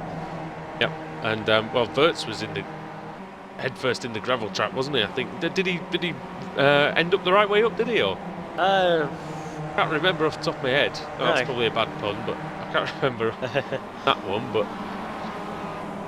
yeah, Alonso last year, though, that was a scary one. That could have been very bad. But that was. It was a good thing that they didn't have that halo safety device on at that time, because otherwise he would have been trapped, I think. Allowed him to get out. That's right. Now, Jack McIntyre having a move on John Roberts. He's having a go into turn 1. McIntyre trying to get, that's going to be his 6th position gains, but Roberts isn't going to give up. He's trying to move up into 9th place, Jack McIntyre. And he finished 2nd in race 1. It's not that many moons ago, that race 1 now. Can't hold it round the outside here because Roberts has got the line. The 2015 AM champion. Great job there, as he did winning that title. And Nathan Davis is right with Alex Smolensky now. This could be quite interesting then, couldn't it? Yeah, two of the feistiest drivers in this series. I'll give them that. Going to go head to head. They are two of the fastest ones as well, in fairness. I know what you're trying to say, but yeah, definitely. They're aggressive with their speed, shall we say, though. Andy Shields having a good race as well. He's really closing in. He's got into a very good rhythm and pushing hard to close these guys down for CQR. CQR haven't really had a great MX-5 Winter Series, have they? Not really, no. It started off well. They had the likes of Melrose and all of those guys in the mix, but yeah, it looks like they've taken a step aside since the opening few race meetings. I think they're going to be very strong come the BSR TC, though. Going to be extremely strong come the Pro Series this season. I even say it's probably going to be them versus Apex Racing. Well, that's the early favourites, but we've seen in the past that, you know, teams that we think are going to be the favourites aren't always up there at the end, are they? There's some where we've thought, oh, this team's going to walk it, and they've not even got close. So, well, Race Hub, for example, yeah. Race Hub did win it in the end, didn't they? But it took a while. A hell of a long time for them to even get up there and rediscover their form. Here comes McIntyre on Tristan Bodice. How late can he be on the brakes? The answer is probably not late enough. Oh, yeah, and running into the back of Malcolm. Ran into Malcolm. Tristan's round the outside, also looking for a way through his Chepelevsky. Oh, Bodice just a tiny bit wide. And that just put him off the line. Cheppy was very close. Cheppy's lost it. Oh, and he's been hit by Lauritsen. I mean, Roberts. There was nothing Lauritsen could do there. Down to 15th now here, a bit more contact up the road. Stevens is battling to fend off Jamie Ayres at the minute. Over 13th position. Another nice race position for Kip Stevens at the minute. Yeah, another top 15 it looks like on the cards for him as McIntyre goes for another spot. If he does get to the end though, as I think McFadden was contemplating making it 3 wide into the first corner. Very challenging first corner combination this, isn't it, Adam? It tightens into turn 2 and you don't want to be too wide, but also you don't want to be too slow through the first part because you just lose a hell of a lot of time. Yeah, it's hard to get the braking point right as well because you want to slow the car down enough so you can get to turn 2 without running straight on. And you don't want to lock the brakes either because then you're in big trouble, especially in one of the quickest parts of the circuit. You also don't really well. You also don't want to be too slow through turn 1 either because it's a very easy one to go into and think, I'm just going to brake early for a bit of safety, and you end up losing half a second because you're just a little bit too careful. As here's Nathan Davies now and Alex Smolensky, two drivers who've never really been accused of being too careful.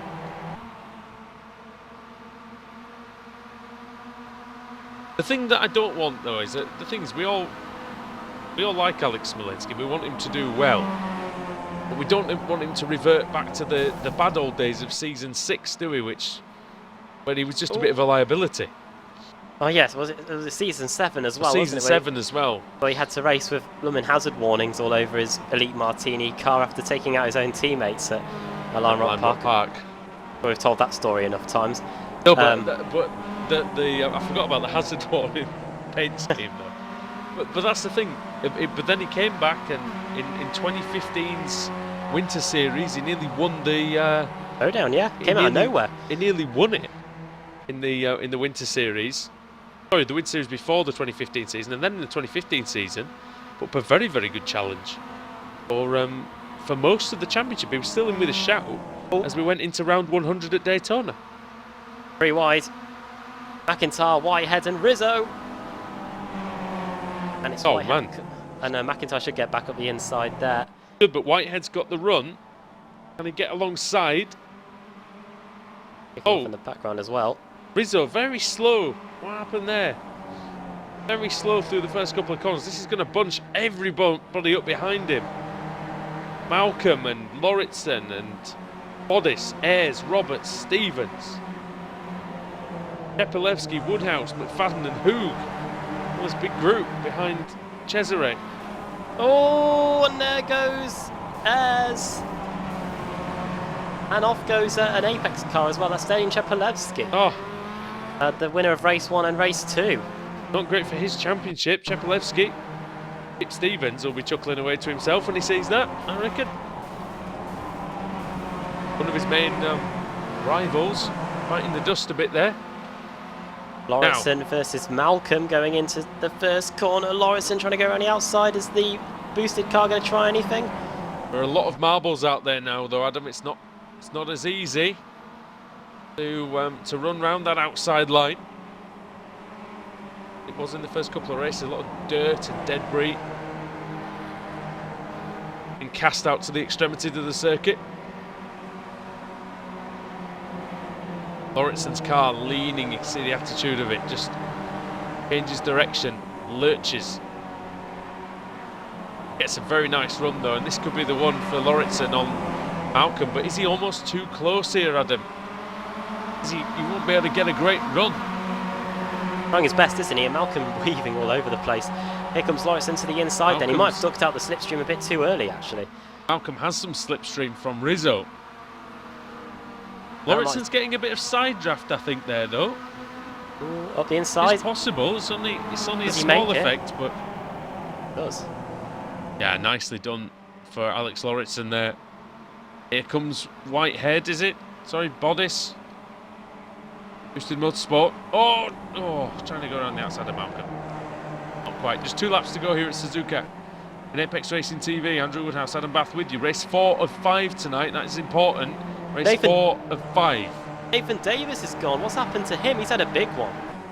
How's a 3rd place? Oh, it's collided with Smolenski. He's collided with. There you go. And he's gone up the inside. And I'm going to say again, it's that one from earlier on. And Davies going for it when really there's not a lot there, I don't think. Let's have a little look. See what. Interesting. It's hard to tell. See if we can get the replay, Sam, just quickly before the end of the race if we can. But there's not a lot of space to make a move there, is there? But I think it's a racing incident, really. I think so too. I mean, I think both of them were racing incidents. I think Malensky and Bodis was one. There was room for there's room for both of them, and yeah, they just came together, I think. I think Smolenski and Bodis was a racing incident. I think this one was definitely a racing incident, but tough one. Here comes Rory Butcher anyway. He's had some difficulties the last couple of weeks, Rory Butcher. But this one will feel really, really good.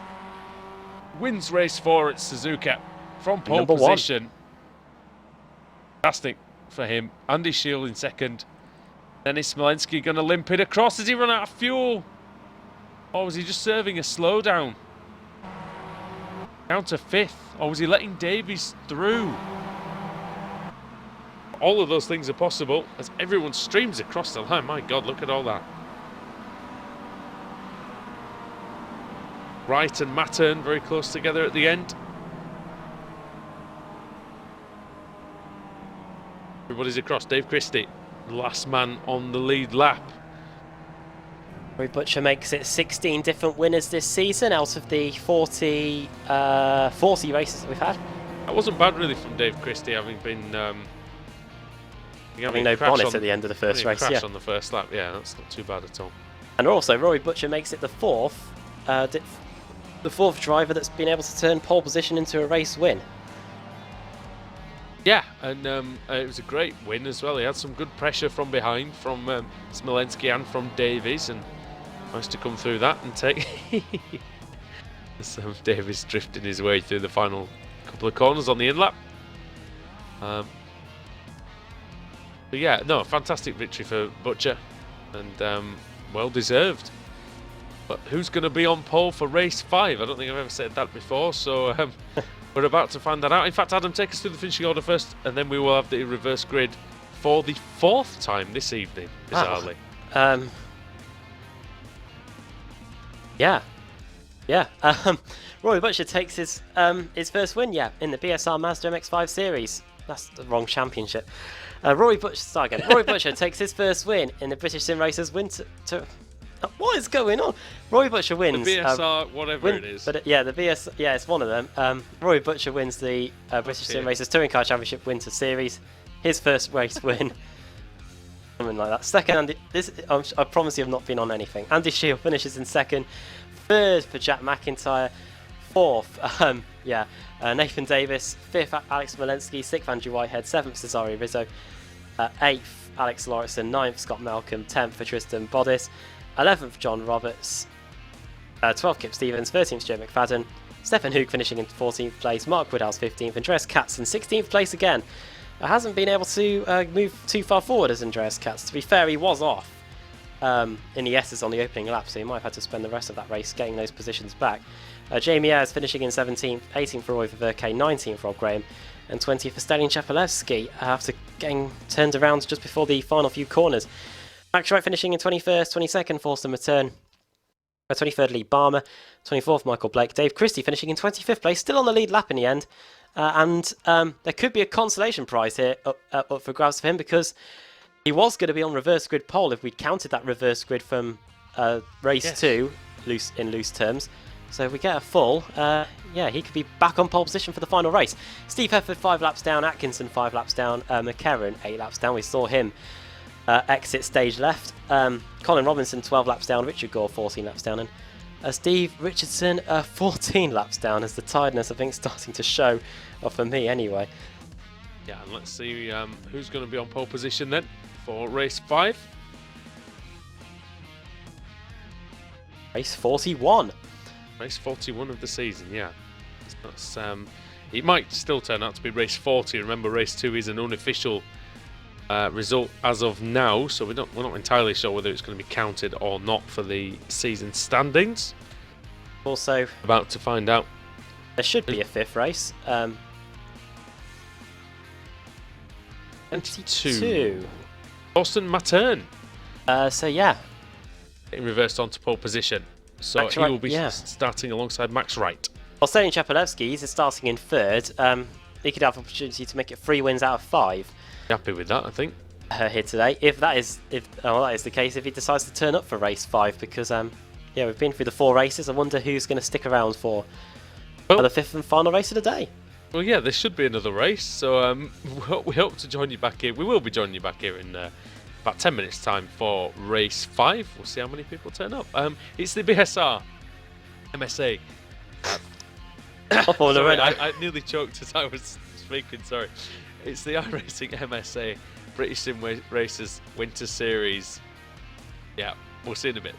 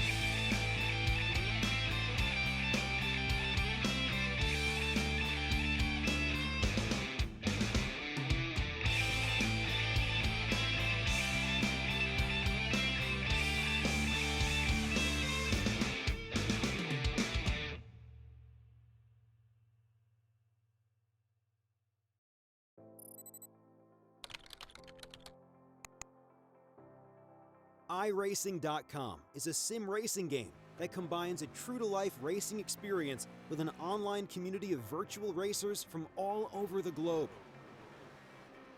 iRacing offers a multitude of officially licensed cars and tracks, laser scanned with millimeter accuracy. Their car models and mechanical systems are based on real-world physics and engineered in cooperation with manufacturers and race teams. iRacing's web-based interface allows members to compare stats and test drive any combination of car and track instantly. Their skill license system ranges from rookie to pro, ensuring members are always pitted against those with similar skill sets. Members are able to sign up for a weekly race series, compete in time trials, host a private race with friends, and participate in racing leagues created and run by the community. With over 60,000 members, iRacing works in partnership with renowned motorsport organizations like SRO Motorsports Group to deliver virtual races based on the real-life Blancpain GT series. iRacing's Blancpain Endurance Series features team racing, giving members the ability to build a team and participate in races ranging from 3 hours to 24 hours. Additional partners include NASCAR, IMSA, V8 Supercars, IndyCar, allowing members to race in their very own 24 hours of Spa, Bathurst 1000, Daytona 500, and many more. iRacing.com, delivering the most authentic racing experience short of getting into a real race car.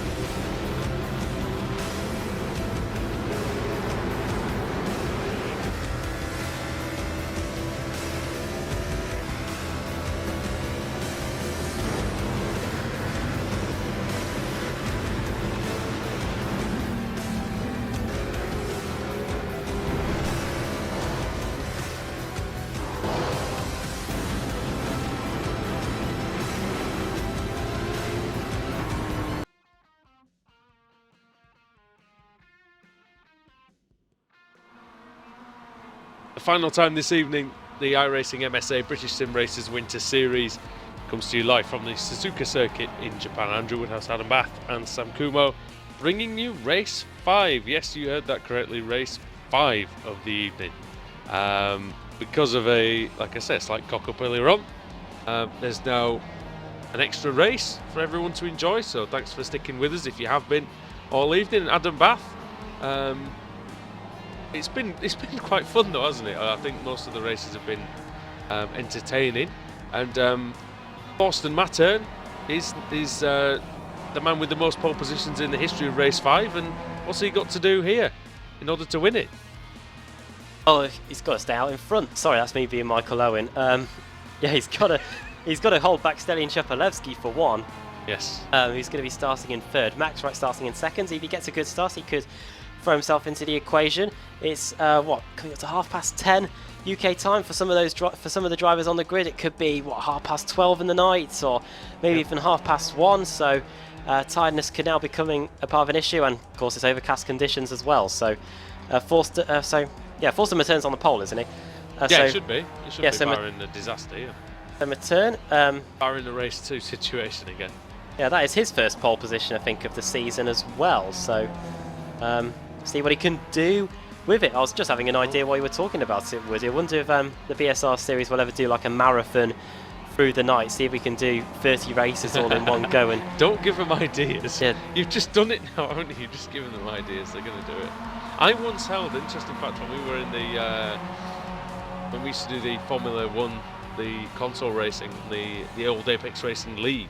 I once held a championship of sprint races of trying to do a whole season in one evening.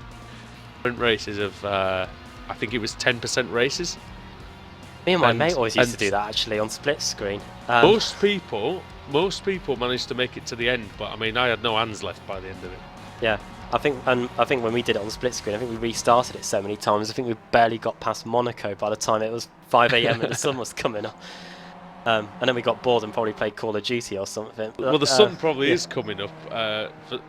Might be coming up for some of these guys at the end of this one. I don't know. Here are the nationalities. We've got UK and Ireland. We've got Central Eastern Europe in Alex Smolensky, Diach in Forster Matern, Benelux in Roy Ververke, and Scandinavia in Alex Lauritsen. John Roberts takes a early trip to the gravel, or a late one, depending on what your point of view is. Yeah. Yeah, we've only got a few seconds to go before the gridding. We will see if Thorsten Matern can get there. One thing I will say about Thorsten Matern in terms of holding off, as you said, Cheppy and the like around him, is that when he's been on his own, he's done some very good pace. Seems to be that he just gets caught up in stuff that's usually not his fault. Yeah. And then we're running through the starting grid. Was ninth quickest in this warm-up session that we've just had, so he's got a good chance at it. So, Simon Roden becomes the 24th different pole sitter this season. Did I say Simon Roden? Forster Matern, pole position. Max Wright second, third Stelin Chapelevsky, I'm losing it. Rob Graham fourth, Roy Ververke fifth, sixth Jamie Ayres, seventh Andreas Katz, eighth Mark Woodhouse, ninth Stefan Hoog, 10th Stuart McFadden, 11th Kip Stevens, 12th John Roberts, 13th Tristan Bodis, 14th Scott Malcolm, 15th for Alex Lauritsen, 16th Cesario Rizzo, 17th is Andrew Whitehead, 18th Alex Smolensky, 19th Nathan Davies, and 20th for Jet McIntyre, 21st Andy Shield, 22nd Lee Barmer, Dave Christie starting in 23rd, 24th Steve Hefford, 25th Stuart Atkinson, 26th McCarron, Robinson, Gore, and Richardson starting in 29th. Here come the lights. Red lights are on. The green light is on at Suzuka. For the final time, race 5 underway. First time ever in the BSRTC. Here comes Thorsten Matern, he's up the middle. Can he survive this assault from Stelin Chapelevsky? And from Max Wright. Matern's wide, here comes Cheppy. And there you go. On the outside of the Bulgarian. Takes the lead, a good move as well. Managed to... off goes McFadden and Woodhouse off. Oh, dear me, that's a bad rejoin. Lightly, yeah. Well, let's see, through the final corner. What do they make of it? Car wide, Andy Shield.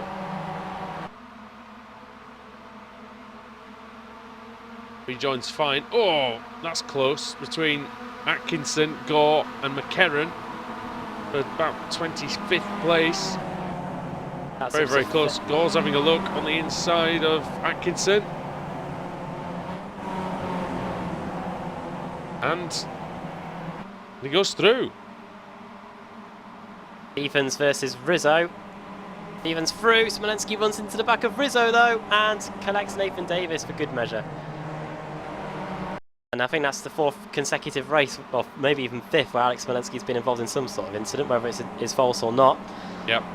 Well, yeah, that's... It just seems to follow... It's Matern. He's in the pits. Well, he went off. Max Wright's had a slowdown. That's going to be a big one because it's lap 1. Sorry, lap 2, but it's still going to be a big one. Got a bit of damage to the rear of the car as well. I wonder if he's broken anything at the rear, but yeah, he's going to get back going again. I wonder if it was Matern that might have run into the back of him. Possibly. See it on the seat out there. Katz now up into 3rd, sorry, 2nd. It's Cheppy and Katz now. Count. It's a replay of race Hoog. 2. The Graham. Tell you what, it genuinely is like a race, the race 2 that we had earlier on. Yeah. Katz and Stellian back at the front again. It was Katz that came. Oh no, Stellian Chepelevsky that came back up, that came out on top on that race. That's the reward for having quite a bad race 4, I suppose, isn't it? Sometimes it can come back to you quite nicely. Swings and roundabouts, isn't it? First reverse grid race, you're going to get shoved down to the back, and then whatever happens in race 3 is really the key one, isn't it?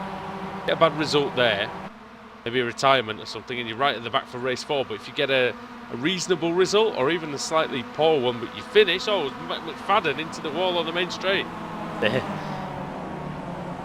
I was just going to say that Hugo and Graham were still going side by side, but yeah, Stuart McFadden was off in the gravel on the opening lap, and yeah, he's been in the wall again. MX5 is crumpled and battered and beaten and tattered and torn. Oh, Andrew Whitehead's gone. What's happened to him? He's off in turn 1. That one's in worse condition than McFadden's one. Oh dear, Mark Woodhouse lost it going into turn 2. Woodhouse, thought he'd missed, thought he'd gone through. Just the slightest quarter panel there then. And then off he goes flying into that wall. He's got nothing here as well. He can't steer the car. Gonna have to try to get it back, but the leaders are coming over coming through the first 2 corners. So I don't know if Whitehead's going to get it back to the pits in time before the leaders come round. Chepelevsky's coming through turns 1 and 2 now. Oh, my turn's all over the place as well. Whitehead's parked it up actually. Yeah, Whitehead's parked it up. Yeah. Oh, I can hear tyres squealing, and it's Roberts. Oh yeah, he's gone. And he survived. He just tapped the wall there. That's about it. Managed to get away with it largely. West Train forming behind Graham now. Verke's there again, so the 2 Scots are going to reignite their duel from race 3. Graham finished 2nd on that occasion, for Verke in 3rd. This time it's over 4th and 5th. Yeah, so let's see what sort of battle they can bring us. Final race of the evening. And Jamie Ayres, can he finally get a top 10 without something going wrong for him? No, he's just pushed the tyres too much, hasn't he? I think mostly throughout this evening. Stellian Chepelevsky, here's a fact for you. He's now led the most laps in the history of race 5.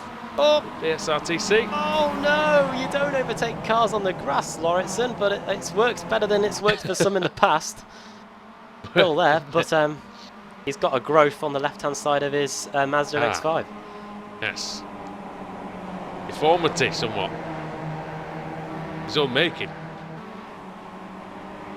Now, Graham is trying to hold off his teammate Verke, then it's Jamie Ayres, then it's Lauritsen, then it's Bodis. And Steve, Smolensky and McIntyre. Bosh. There's a contact there, maybe a slight one. Tyre smoke in front, with Lauritsen hounding Jamie Ayres now, going onto the front straight. Ayres has got a bit of a poor run, to say the very least. Wouldn't be too surprised if that was his tyre smoke, mate, considering the fact that he's so slow on the exit. Spent a fair amount of the evening out of control. The Verke 2 by 2 now. Graham. You get it done. Keep an eye on both these battles then. Oh, Lauritsen thinks he might be able Graham to steal another place. Robert Graham's having none of it. None of that grand larceny taking place here.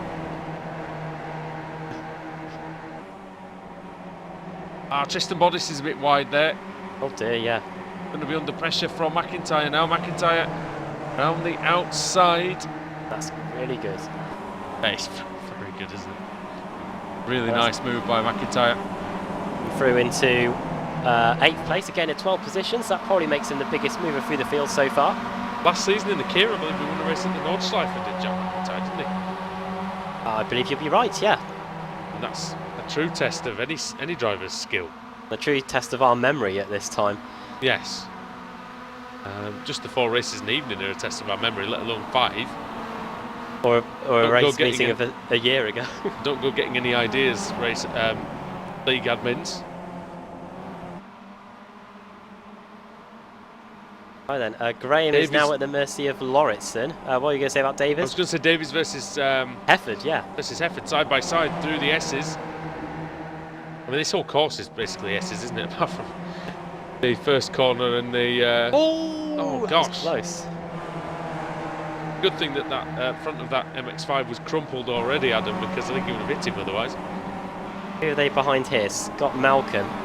Andy Shields in there for CQR, the only CQR car out there tonight. Oh, he's boss! hit him. Davies has just hit Hefford, and that's pretty clumsy, to be honest. Oh dear. The Welshman. Here comes Lauritsen, trying to take 5th place away from Robert Graham and Roy Viverke, actually. Oh dear, this He's one trying to well, take 4th folks. away. Through. Lauritsen's through on both. That's a great move. Oh dear, bang! That's Lawrence. No, it's McIntyre, sorry. McIntyre sideways. McIntyre saves it. He's lost a few places. Wiggles the steering wheel just to make sure the car's okay. Stevens and Smolensky go at it now.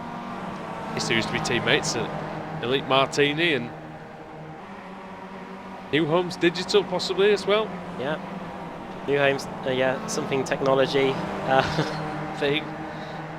Sim Racer magazine. Oh no, maybe not Sim Racer magazine. I think he might have been gone by that point. But yeah. What did Smolinski drive for last season again? He drove for. Now you're talking. Can't even picture the car. Did he It's really drive for bad. himself? No. Oh, I'm going to go back. Is it Sim Racer magazine? Actually, I just completely have forgotten that. That's really bad. there you go. Side by side V, Bodis and Graham. Alan?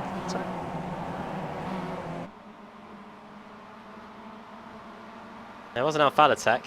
No. Oh, well, never mind. I'll quickly double check for you while we continue. I do apologise, everybody. What is it? We're gonna get fired. We're gonna get fired. after Concentrate today. on the racing, they're saying, probably. Alright, get on with it.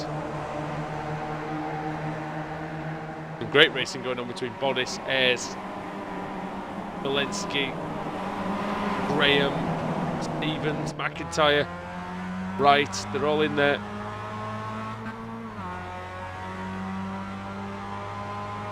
Oh, Jamie Ayres has got a great run on Graham. Graham does half-heartedly defend the line. Go for Sim Racer, would he? I thought, yeah. There eventually. Up the inside then goes Ayres on Graham. Graham continues his slump. But they were teammates last season, weren't they, then, in that Yeah. case? So they've been teammates most of the season, I think. Of Smolensky and Stevens. Oh, is Smolensky trying to go around the outside of Graham? He's going to go for it. Into the Dunlop curve. Not the Dunlop curve, sorry, the one before it. Contact Bosch. a bit. Graham runs a bit wide. Right front to Runs left rear. Runs into Smolensky slightly. Up the inside goes Graham. Smolensky gives him the room. After Alex just learning previous lessons there. Yeah, Alex just couldn't get the line right there, unfortunately. Tried his best. Not a lot of grip out there. Over 8th and 9th. Coming across the coming line back to lap now, 12. though. 3 Having quarters another distance. go. Oh, there's almost contact there. It's very close. Graham's gone all the way over to the inside. Don't need to be that far to the inside, I don't think. It's done. Yeah, he's through. And also now Davies Malcolm, and yeah. Gall through on Malcolm. About. Yep. 2 for Malcolm 1 there gonna for fight Apex back, Racing nearly. UK. Oh, I think there might have been a contact there between Malcolm and Gore. It might have been just fractional. Very, very tiny one. Oh, Malcolm back up the inside. Oh, more contacts. And this is going to allow. Andy Malcolm's Shield wide. through. He's, Oh dear. into Shield. See that happening. Just in slow motion for poor old Andy Shield. I think he's just probably sick of this evening. Oh, and Malcolm's off. He's broken the left front, I think. Shield's carried on. He only lost 2 places, I think. Oh dear. He's Maybe really only 1 place, actually. I think he's going to have to make a trip to the pits. That left front is destroyed, I think. Have a little look and see where he comes across the line. He actually comes across in the same place he started the lap, so nothing lost for Andy Shield. And a whole load lost for Scott Malcolm there. Nothing lost apart from most of the front left corner, as you said. Yeah. Right then. McIntyre has passed Graham. Yes, that was just what I was about to say. Yeah, McIntyre through into 9th place, up 11 positions. Next is Alex Smolensky, who's trying to hound Ayres and Bodis. Ayres still sliding the car. And Obviously Hoog has got up to Katz as well. Yeah, that's only a few tenths of a second between those guys, actually. 3 tenths. What the Swiss can do versus the German. Bodis was putting 2 wheels into the grass there, going through the final corner, and he's at it again. This should be easy pickings for Jamie Ayres in that case, and maybe even Alex Smolensky as well. Hoog. Verke and Lauritsen. Oh, Hoog, what's going on? Oh, he had a great slipstream. And he... Free wide, Woody, free wide. Where? Bodice, Ayres and Smolensky. Oh my gosh. Ayres turns in. Bodice might try and go back round the outside of Smolensky. Smolensky might just take both of them here. Thank you very much. Good. That's what we do like to see. Brilliant driving by Smolensky. That's what we want, Adam. There you go. Rising into the 4 here in the final race. Race 5 up for 12 positions. He's got so much skill when he applies it well, Alex Smolensky. He's one of the best drivers in the series, but getting that consistency out of him is the issue. We've only seen it once or twice really in the seasons. 2015 season, like I say, he got to round 100, he was still in contention.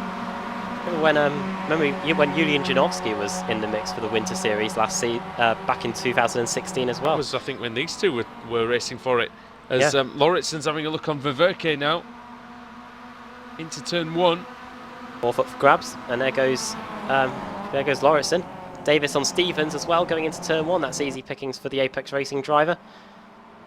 Gore's having a look on the championship leader now as well. 2 laps to go. Ayres and Bodice as well. Ayres and Bodice. Oh man, yeah, side by side. Ayres Here around the comes outside. McIntyre. Bodice trying to get back through. Oh, it's super close. Oh, look at that, it's brilliant racing. Oh, they bang wheel arches. And again. The smoke emanating from the tyres. Bodice has lost it. Couldn't hang on to it. Well, he's in the wall and out. Oh, and also off is Graham. Graham spins, does he? And he's disqualified. Disqualified, just 2 wheels on the grass as he turned into the final corner. Over and out for Robert Graham. Quite as spectacular as Bodice. Oh, Bodice is still going. Look at that. Yeah. Final lap then. Is it who's going to get second place? Still going actually. It wasn't a hard hit with the wall. The gravel did slow him down. I didn't see him hit the wall, I just saw him disappear off the screen. Hoog versus Katz then, final lap. McIntyre's got Cheppy's struggling, what's happening? I think... He's 3 seconds in front, he's slowing. He ran out of fuel. The final corner, no, he's accelerating away. All is well. Oh, just about. Stelian Chepelevsky Into race takes 5. race 5. Robinson's gone. Up to Robinson. Was it contact? I don't think it was actually. Going through the left-hander. Oh, he just loses it. One of the slowest incidents I've ever seen, I think. Oh. He just went whee off. Oh, Colin Robinson. Something must have happened to Chepelevsky on that final lap, Adam, because he lost over a second to Andreas Katz.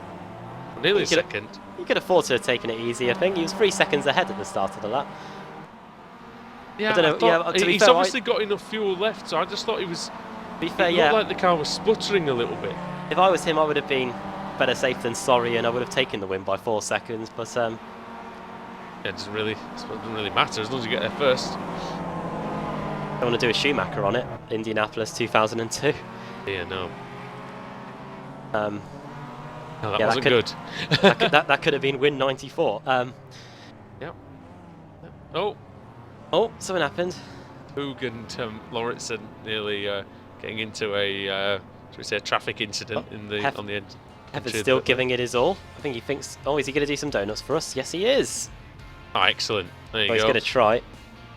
That's a big radius, or maybe he's just missed the pit lane. I think he might have just missed. Yeah, I think he missed the pit lane. Oh dear. Well, there you go. That about sums that up then, doesn't it?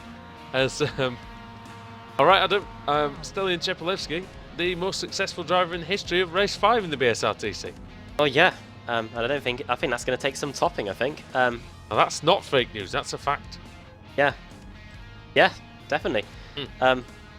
Who started on the pole again? It was a Forza, so he didn't. So Stelian Chepelevsky didn't win from pole position, but he won anyway. Andreas Katz finishing second. These links are getting even worse and worse. Stefan Hoog finishing in third. The top 3 separated by less than a second. Lauritsen finishing in 4th. Verke 5th. 6th Smolensky. 7th McIntyre. 8th Jamie Ayres. 9th Max Wright and 10th Nathan Davies. 11th for Richard Gore. 12 Kip Stevens again. Top 12, top 13 or 14 or 15 for Kip Stevens. He's always around there all the time. Andy Shield 13th, 14th Tristan Bollis, Lee Balmer 15th, 16th Steve Hefford, 17th Mark Woodhouse, 18th John Roberts, 19th Colin Robinson, and 20th for Nick McCarron. 21st Dave Christie, got a good solid result there in the end. 22nd for Stuart Atkinson, our pole sitter Matern finishing in 23rd, and then the car's 2 laps down or more. Rob Graham 2 laps down, disqualified late on. Steve Richardson 4 laps down. Scott Malcolm, presumed got disqualified. Andrew White, actually no, he had a broken left front corner, that was what happened, wasn't it? Andrew Whitehead 12 laps down, had a huge incident there. Stuart McFadden hit the wall on the front straight, didn't he? 13 laps down there. And Cesare Rizzo, we saw him going very slowly at one point and then, yeah, dropped off the timing screens. He finished in 29th place. Yeah, so the, well, it is complete. It is done. 5 races down, and that's it. None to go, which is probably a relief for everyone concerned. Although I will say, I know we've made a few jokes about it tonight and about tiredness and about things like that, but I've really actually enjoyed the meeting. I think it's been a really good meeting, and the racing's been great.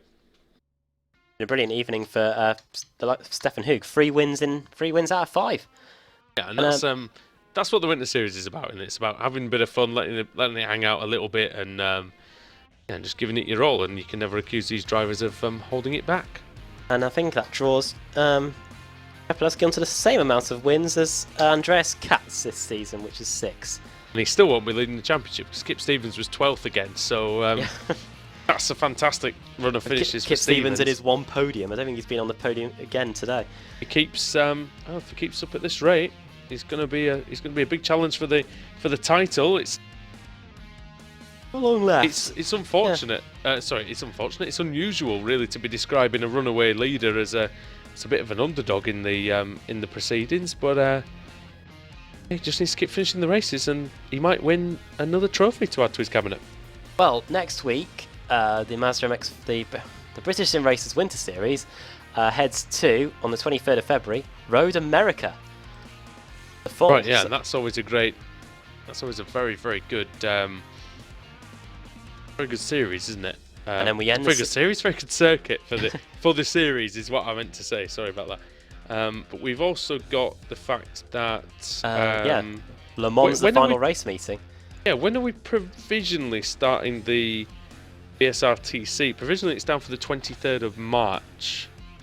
I would probably concur with that because only about 5 weeks to go, everybody. Yeah, the Winter Series finishes in 2 weeks' time. Next race meeting will be the penultimate race meeting. It'll be two break weeks and then a media day. Yeah, and in between that, of course, we'll have the Formula Renault Series. Blimey, that was free Thursday nights up. We haven't had that in ages. A couple of weeks, anyway. Well, Adam, anyway, mate, thank you for joining me tonight as normal, and we've had a good night's action here at Suzuka. I think some of the drivers, and I think our director will be wanting to get a bit of sleep as well. So we're going to bid you farewell for tonight, but we will see you. We'll see you at the weekend. We've got a lot of action coming over the weekend. No time to run you all through it now, but it's plenty to chew on here on Apex Racing TV. So we will see you next week with the BSR Winter Series, and we'll see you Saturday for more action here on Apex Racing TV. Good night.